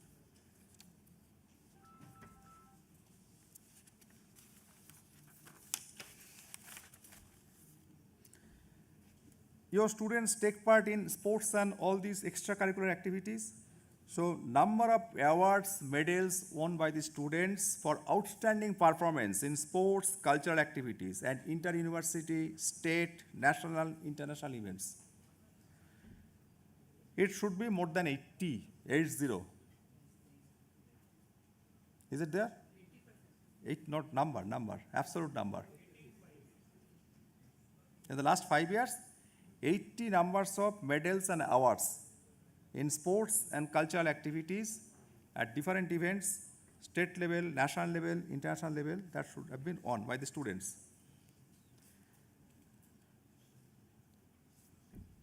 At this university, do you have sports competition? Okay. Do you have cultural competition? Do you have technical fest? Do you have any other events through active clubs, student clubs and all these things? Eco clubs, nature clubs. So all these activities are there. So these 4 criteria you have to satisfy to get maximum marks. You have active alumni. Do they contribute financially? In the last 5 years, if they have contributed more than 100 lakhs, you are going to get maximum marks.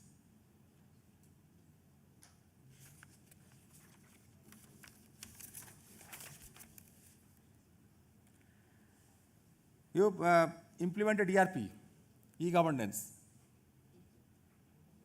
in administration, in finance, in student admission support, in examination. So all these 4 are covered by ERP. So that means e-governance is effectively implemented. So you will be getting maximum marks. Do you support teachers to attend conference outside? If it is more than 60% in the last 5 years, in terms of paying their professional membership fees, professional fees, all these things, do you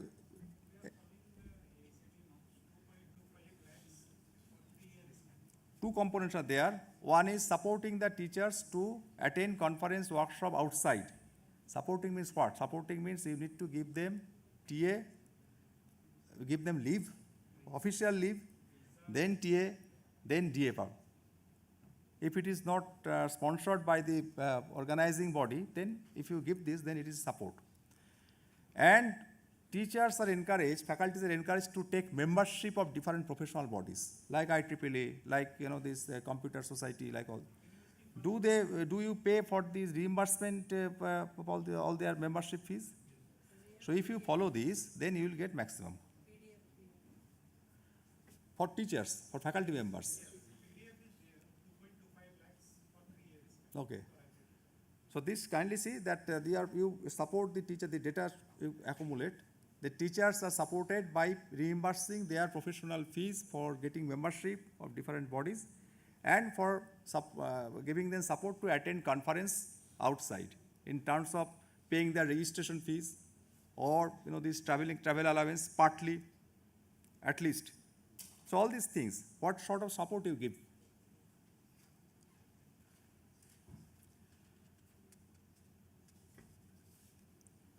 Then your percentage of teachers who are taking part in faculty development program, management development program, orientation program, induction program in the last 5 years, if it is more than 60%, you'll be getting maximum marks. I think it is there already. The teachers, they regularly attend this faculty development program, orientation program, all these things.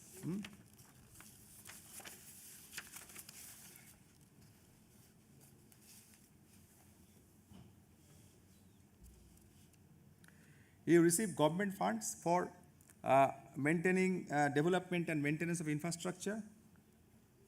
Do you receive fund from government? If it is more than 100 lakh in the last 5 years, 100 lakhs, only 100 lakhs, more than 100 lakhs, because government funds, no. Government will not give 1,000 and 1,000 lakhs, but at least you are getting government funds.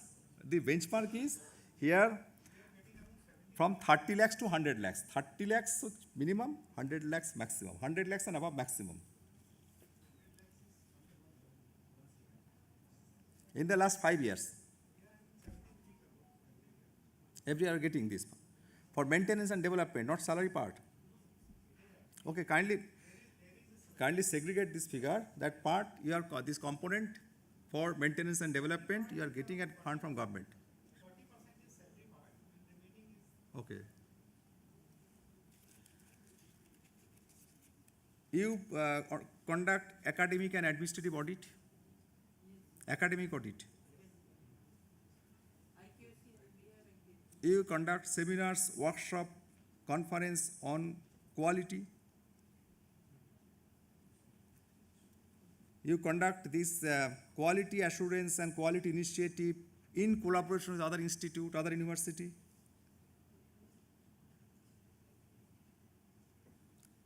You conduct orientation program for teachers for these quality issues. You participate at NIRF, no? So all these parameters need to comply. This is for internal quality assurance systems, IQAS. Okay, it is a part of criteria 6.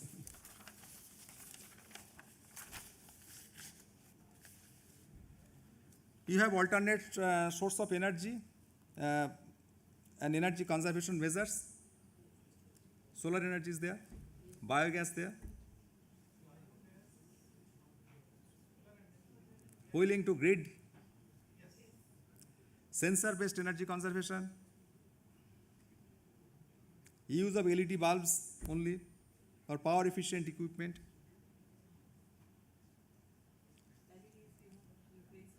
Windmill.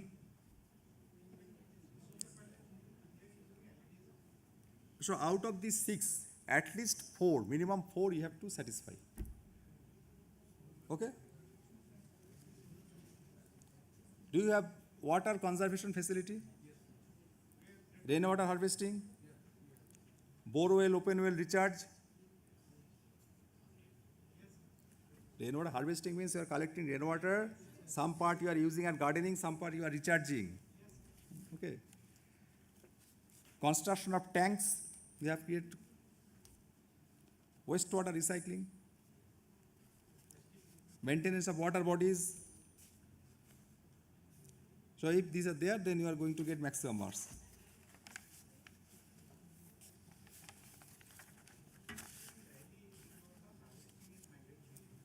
Rainwater harvesting. Harvesting means rainwater harvesting has 2 purposes. One purpose is you are collecting rainwater, using it for your own purpose. Another is you are recharging this rainwater to aquifer, so that to maintain the groundwater level. Recharging. Okay. So kindly see all these things and clearly mention, specify, put board, wherever required, put board to demonstrate these things, that this is happening here.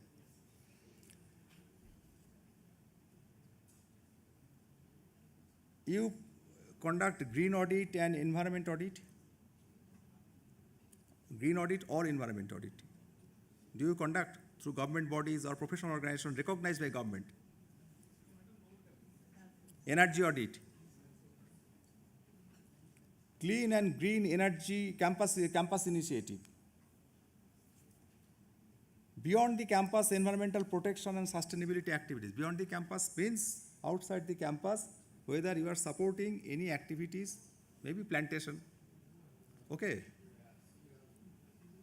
So these activities, if you take up, then maximum marks.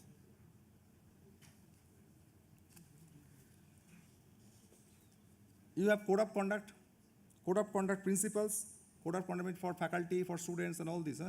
It is available at website. Then is there a committee to monitor all these things, code of conduct? Do you organize professional ethics program for students, teachers, administrators and other staffs? Do you have annual awareness program on code of conduct? So if these are there, then maximum marks. So all these basically are some of the parameters where this quality ensuring ensurement is concerned. Okay.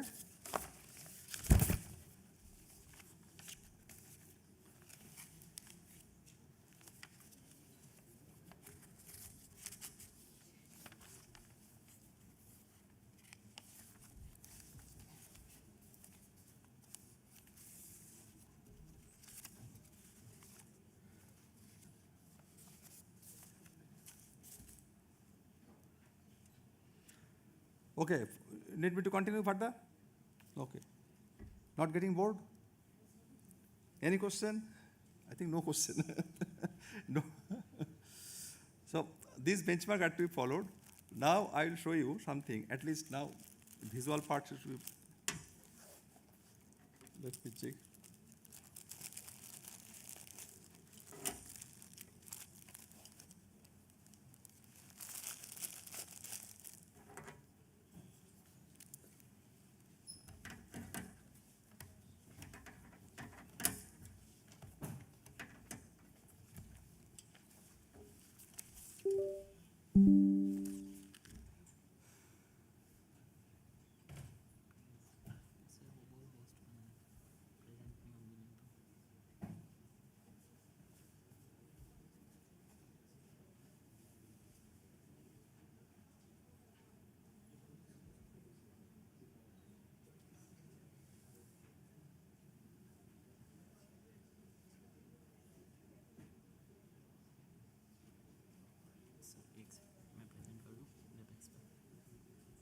Present कर दूँ meeting पे, ये PPT जो आप share कर रहे हो। क्या करोगे? प्रेजेंट कर देता हूँ जो मीटिंग चल रही है उस पर। करो। फर्स्ट वन है? यही वाली सर? हाँ ये।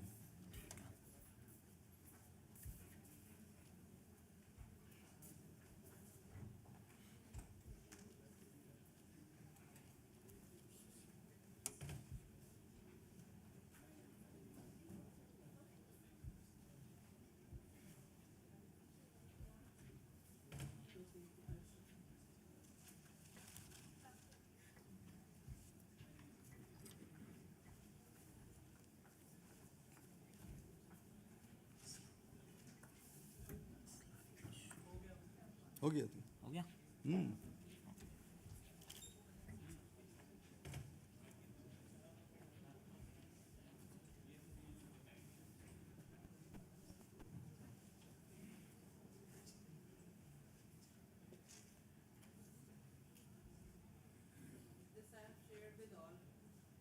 Yeah. These are nothing new. These are all NAAC published documents. NAAC already published all these things. But Only thing we can have a discussion. You say their metric details are given. What are the metrics? And then how to prepare the documents. They have already mentioned. If you see that the document needs to be certified, this number, first is number of students on roll year-wise during the last 5 years. And how to give these documents? You need to provide appropriate documents duly certified by competent authorities. Then list of students, then list showing the numbers of students. So this already which is to be included and which is not to be included mentioned. So you need to prepare data in this line only. Okay? So you can have a look here. All these parameters were clearly mentioned what types of documents they are asking for and what type of documents you did not give.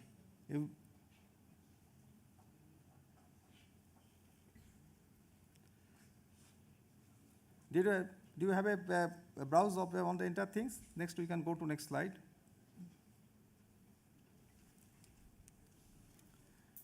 This percentage of new courses.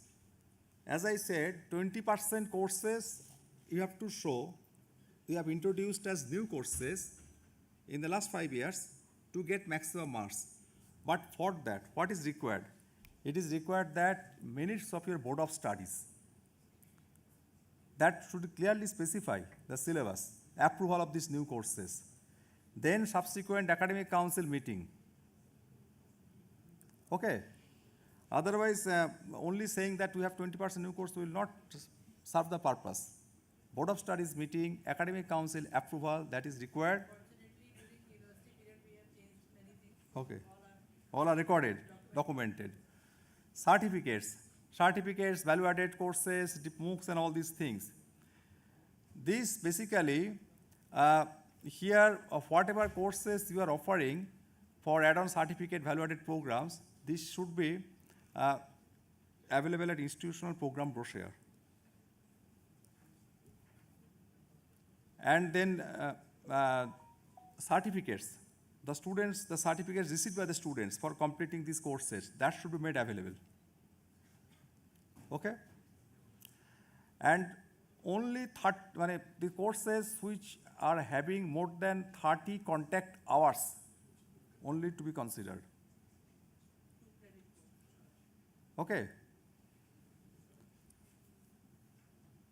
Those courses which are not offered by the institute are not to be considered.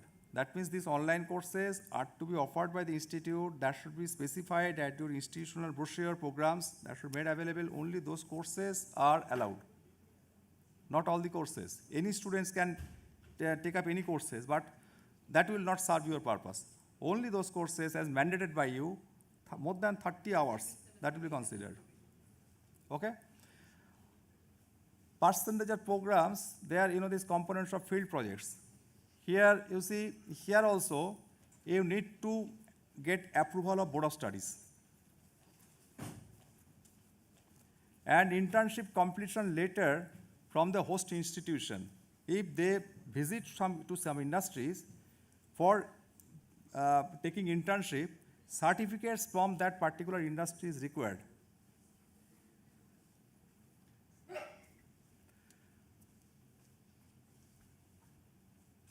Only that means if the last column is very important. You see, most of the institute, they do it, they provide only the list of students, but that will not serve the purpose. Actually, we have been collecting all those reports and certificates are there in the reports, so we have to do that exercise. Yes. To get certificates scanned. Yes. Only list providing will not help. Along with the list, then not only that, you need certificates. Before that, you need approval of the BOS. That BOS has approved all this internship and training program.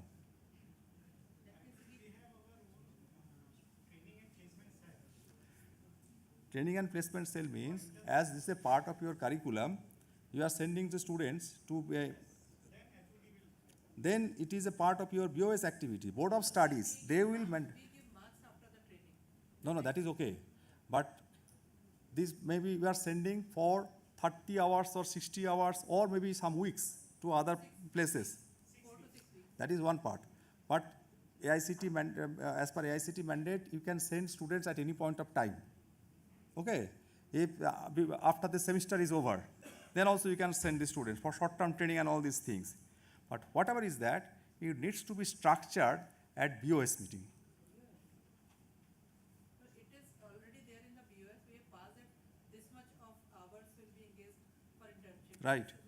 But that is, arbitrarily you cannot do anything. Arbitrarily means sometimes you are sending students, okay, there are certain scopes and opportunities, there are send students there. It is not like, so it will be planned. So anything, any activity you do, you take proper planning. After first semester, second semester also you can send. There is no restriction. You can send your students to different training program at any point of time.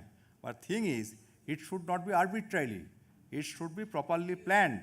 And that planning is to be done through BOS.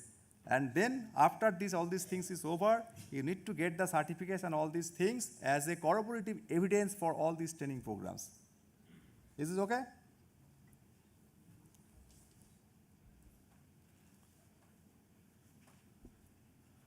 Then feedback.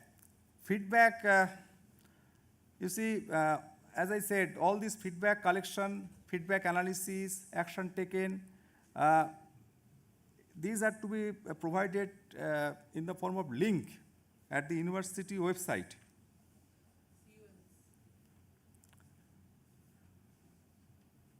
Here you see, the feedback means when you are taking this feedback, here feedback related to curriculum and syllabus.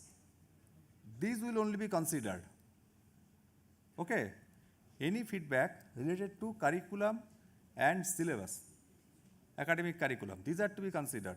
Not, this feedback like this, you need to have more green plantation here, this more building here, these feedbacks, these are good feedback, but you have to take out only the academic feedback from there.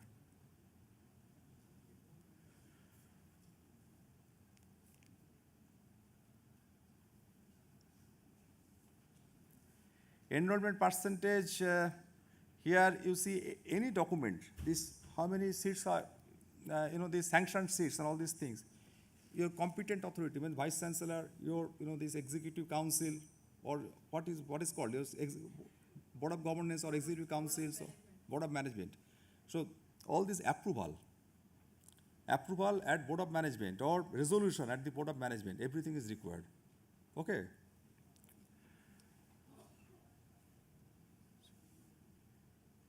Then percentage of seats filled against reserved category. Here also copy of letter issued by the state government or central government indicating the reserved categories to be considered as per the state rule.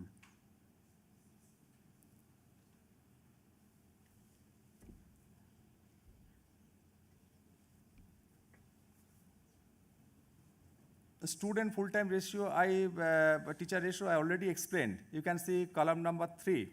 A teacher employed for at least 90% of the normal or statutory number of hours of work for a full-time teacher over a complete academic year can be considered as a full-time teacher.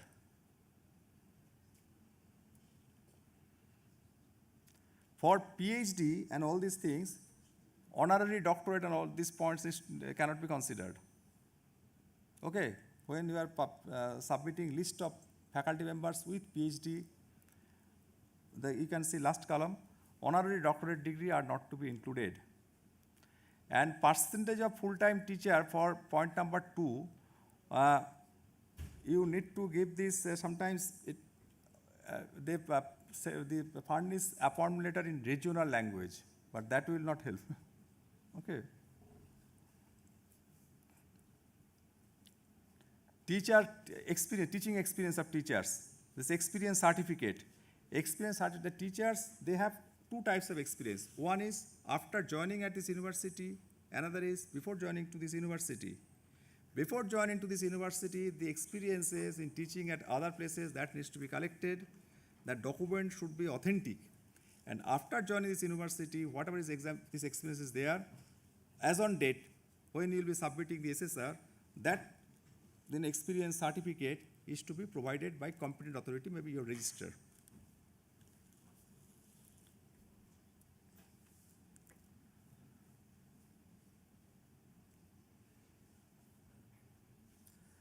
Then regarding this publication, time taken for publication of results, documentary evidence of academic session, academic year, this I think you uploaded to your website, your academic plan, calendars, okay? And there this time required for publication of result, it is clearly mentioned.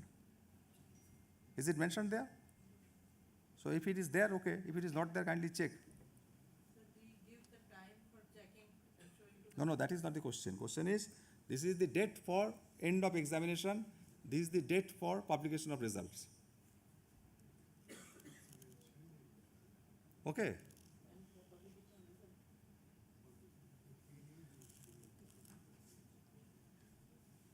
Is this point clear? Publication of result is not given, but No, that you have to give. copy checking shows. That is okay. But the process is, exam is completed on this date, and you are publishing this result on this date. So this is to be declared at website.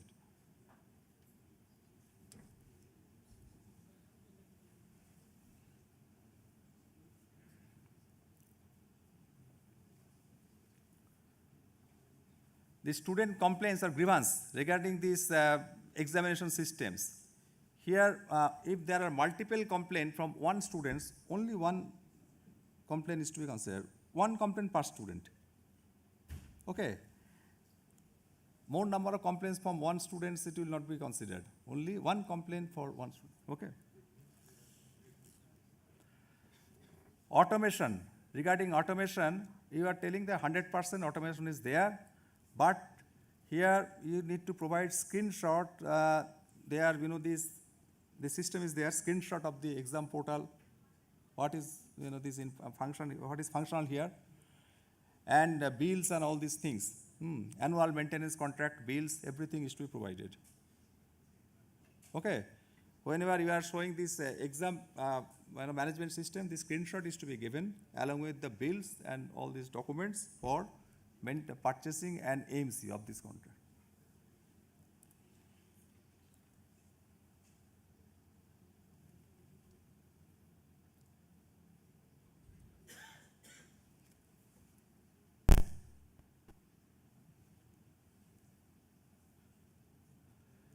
Regarding the seed funding, seed money, list of faculty is to be given, audited income expenditure statement is to be given. That means after you have disbursed this seed funding, the teachers, they are spending it, and then it is being audited, entire thing is being documented. So this is to be given, okay? And then percentage of teachers, they are receiving national international fellowship. These copies of award letter, I think you have collected all these things. Here one point is to be mentioned. Only kindly see point number 4, awards without any financial support are not to be included. Suppose I am giving you best paper award, only giving you some memento, that will not be considered. Whether it has monetary incentives. So this is important. But many times we publish list, we furnish list describing the teachers received best paper award, but award means only a paper, certificates and memento. That will not serve. There should be financial incentive. Research funding received by the institutes. Here, as you are government institute, it will not work. It will not. It is not that much applicable. But many times it has been seen for private universities, from their own trust, they transfer money in the name of research funding. That will not work.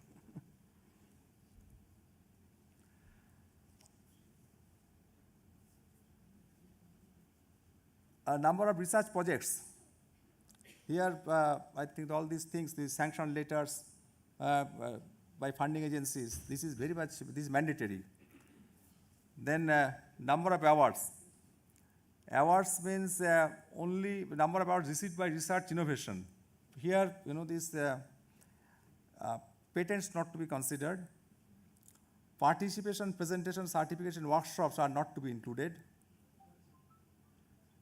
And we have already, in other places, we have seen this, this award part, considered at other points. That is not to be extended here.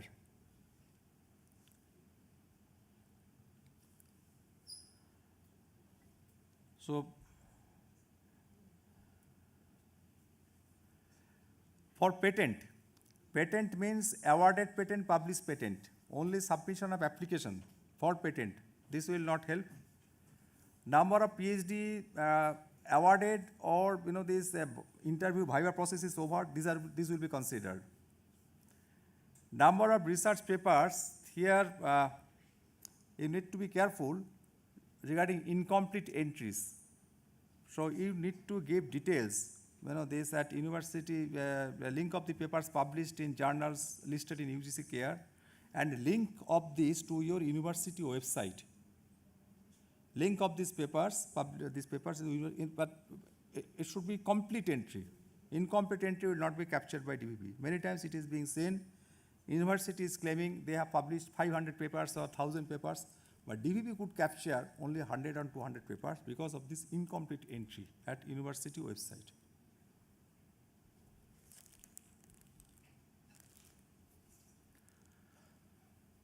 Number of books and books chapters. Here, those books with ISBN number only will be considered. Without ISBN number,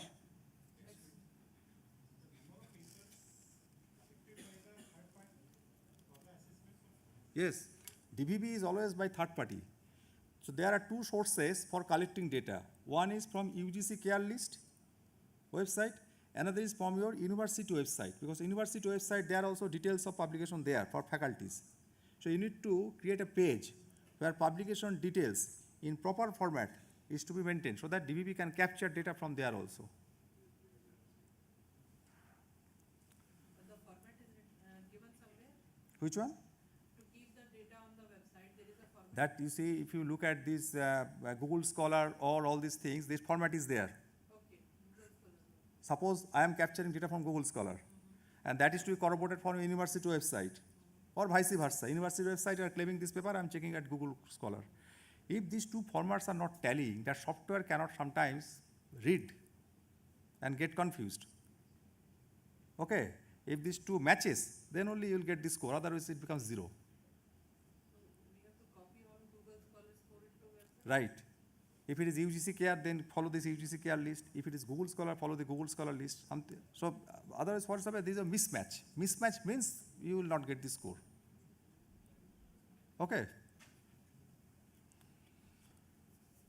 Number of books, as I said, only ISBN numbers that will be considered. Books without ISBN number will not be considered. E-content. E-content, this informal e-content. That sometimes you are preparing content for uploading at YouTube, short videos and all these things. That will not be considered. Full-fledged e-content as a learning resource. Maybe one full paper or full lecture. Sometimes, my opinion, 5 minutes I am giving some lectures and uploading at website, these YouTubes, this for 3-4 minutes video. That will not be helpful. 1 hour video. Complete lectures. Complete lectures means if before in lecture there's outcome of the lectures, this related to course outcome, related to program outcome. So in that way you have to complete a complete lecture.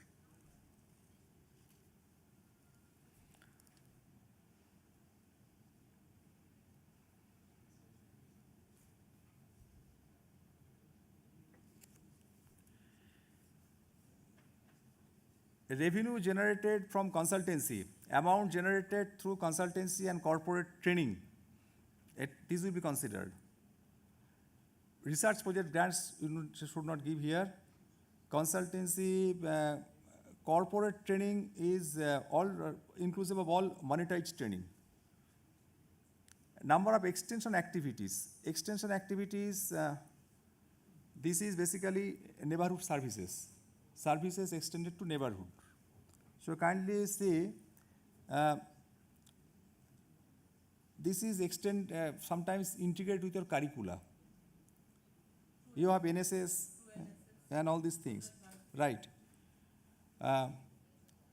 This should be conducted for this neighborhood programs. You can see last column, events conducted for the benefit of own students, not to be included in outreach program. Okay. Whatever activities, blood donation plant, all these things, career counseling, computer trainings, English training, soft skills, all these things. So for this is a part of your, I think you have NSS, no? This NSS activity, it should be conducted by the student and teachers of this university for neighborhood. And that should be documentary.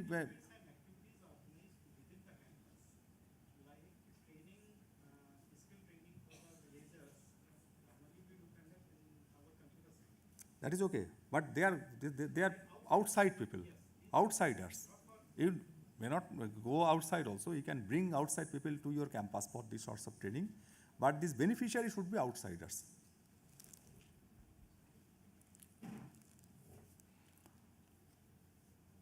Functional move already I discussed. This salary part, percentage expenditure for infrastructure development I discussed. Books, e-books I have already discussed. Student computer ratio discussed. For student computer ratio, the last column I already mentioned. Computers for office and faculty use will not be considered. And computer purchased after the latest completed academic year will not be considered. Suppose you are preparing the SSR for 22-23. If this is the 23, the cut-off years, so that means after 23 academic year, you are purchasing computers, but that should not be included at your SSR.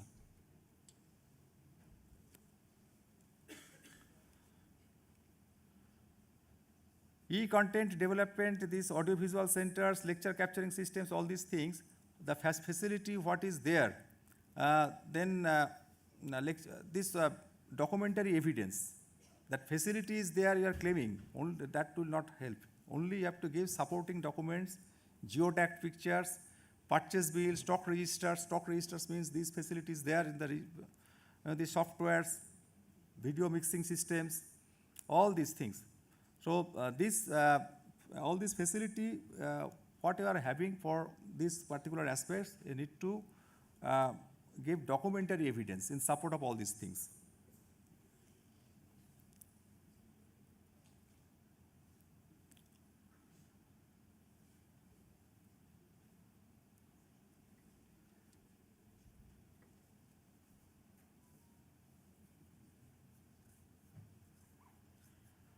Here also for capacity development, skill development, documentary evidence, geotagged pictures, description of the events, uploading to your websites, all these things are required. Any programs, for if you see, for conducting this or all these initiatives on these soft skill, language skill, life skills, documentary evidence in the form of uploading to website or geotagged pictures, report and photographs, whatever is published in newspaper, cutting of all these things, these are required. And for redressal of student grievance, ragging and sexual harassment, here the composition of statutory body, this is to be notified university website, and then proof of implementation of guideline of statutory regulatory bodies. So all these things, report of the if we publish annual report, in the annual report also, this to be mentioned that all these activities they particularly have undertaken in this particular year.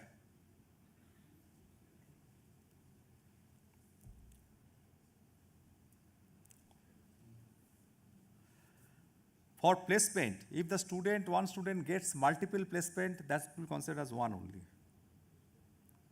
Okay?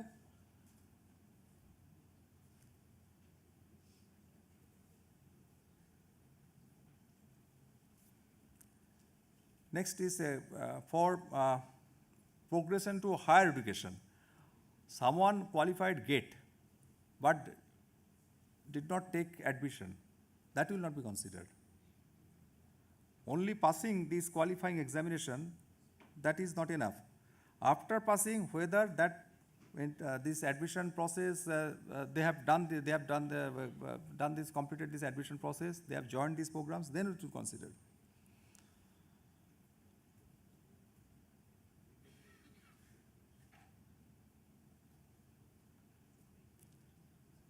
Next, you see the last point, number of awards, medals.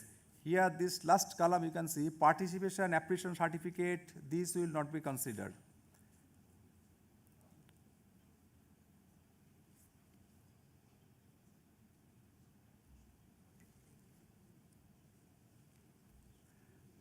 NCC you are having? NCC parade and all this thing? NCC, so you constitute on NCC. NSS is for this extension services. Okay.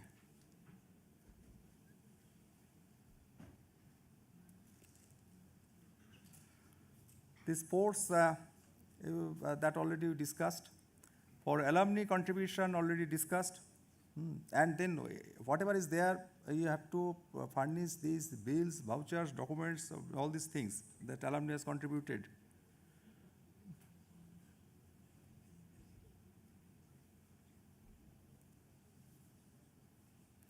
For e-governance, these ERP systems, you have to provide the bills of expenditure implementation in this finance, administration, examination everywhere.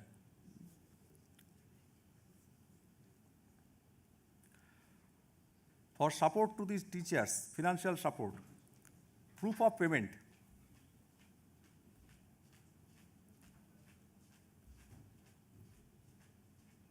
That is, you can see last column, financial support of minimum of 5,000 per year per faculty will be considered. So any amount should be more than 5,000 per year per faculty. Okay. So financial support, 5,000 is the cut-off figure.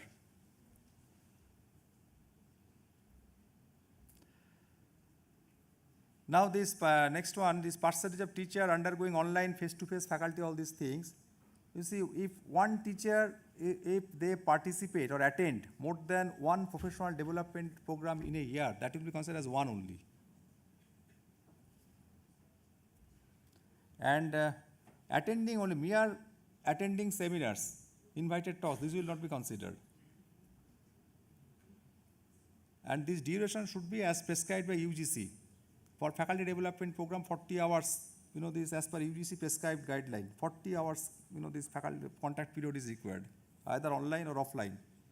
Otherwise, it will not be considered as a full-fledged faculty development program. Do you know it or not? For faculty development program, stipulated hours is 40 hours. Okay. So if you attend a program less than 40 hours of duration, then you will not get credit.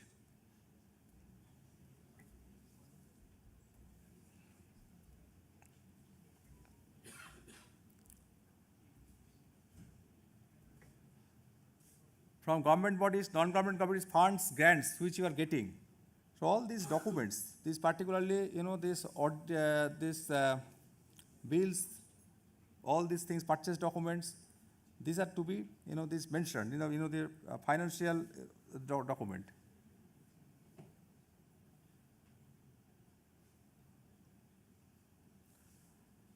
This cycle, as this is first cycle, AQAR, that is not applicable. When you will be going to, when you will be accredited, then only from that AQAR will be applicable. This time you cannot go for AQAR. But all these documents, you kindly see these documents which are required and make this document authentic. For alternate source of energy, geotagged photograph facilities, bills of purchase, government permission document for connecting to the grid, the permission from the government, that is required. For water conservation also, geotagged photographs, green audit report, these are required. For quality audit on environment and energy, the policy document, whatever is there on the environment and energy use, these will be certificates from auditing agency, this should be uploaded to your website. And for auditing, as far as energy and environment is concerned, you need to engage government organizations or government approved organizations. Otherwise, any professional private body, they can conduct audit, but you will not get that credit. This should be recognized by government or government body itself.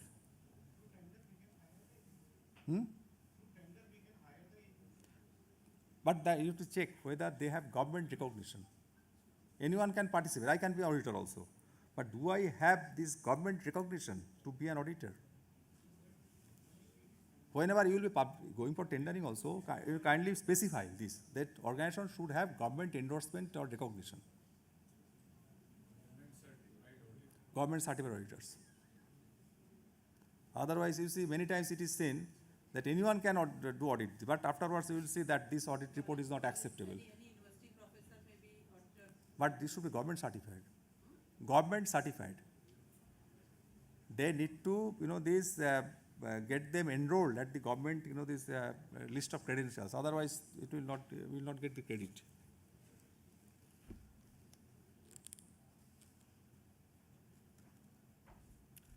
So I think all these points I have discussed. So, and if you have any questions further, then we can discuss.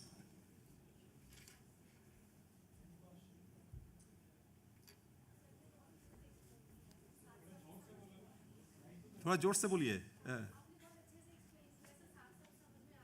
समझ में आ गया? तो अभी अच्छे से काम करिए, NAAC पे A++ बनाइए। A+ NAAC, what is the benefit of getting A+ in NAAC and occupying within 100 position at NIRF? Can you tell? You are teacher. Now you are student. No, now you are student of mine. I am asking a question. What is the benefit of getting NAAC A+ grade and NIRF within 100 position? What is the benefit?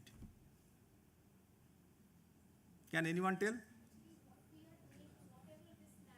No, that is you do not know. No, that is not the answer. Specific answer. What is the specific benefit? No. Anyone?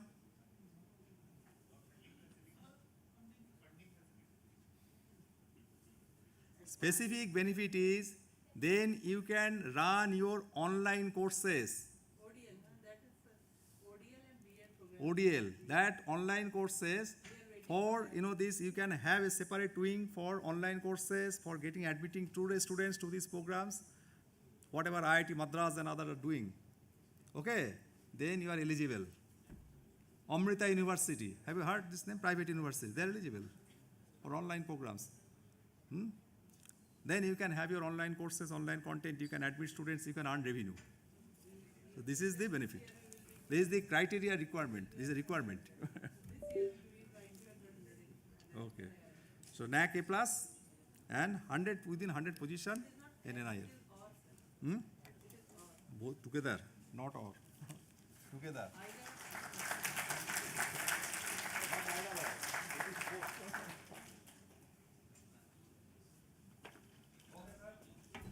Thank you, sir, for your valuable insights, and thank you all for your precious time. We are glad to have you all, and we are looking forward for more such events. Additionally, we have organized some refreshment for all of you here, just outside this hall. You are kindly invited to have the provided refreshments. Thank you.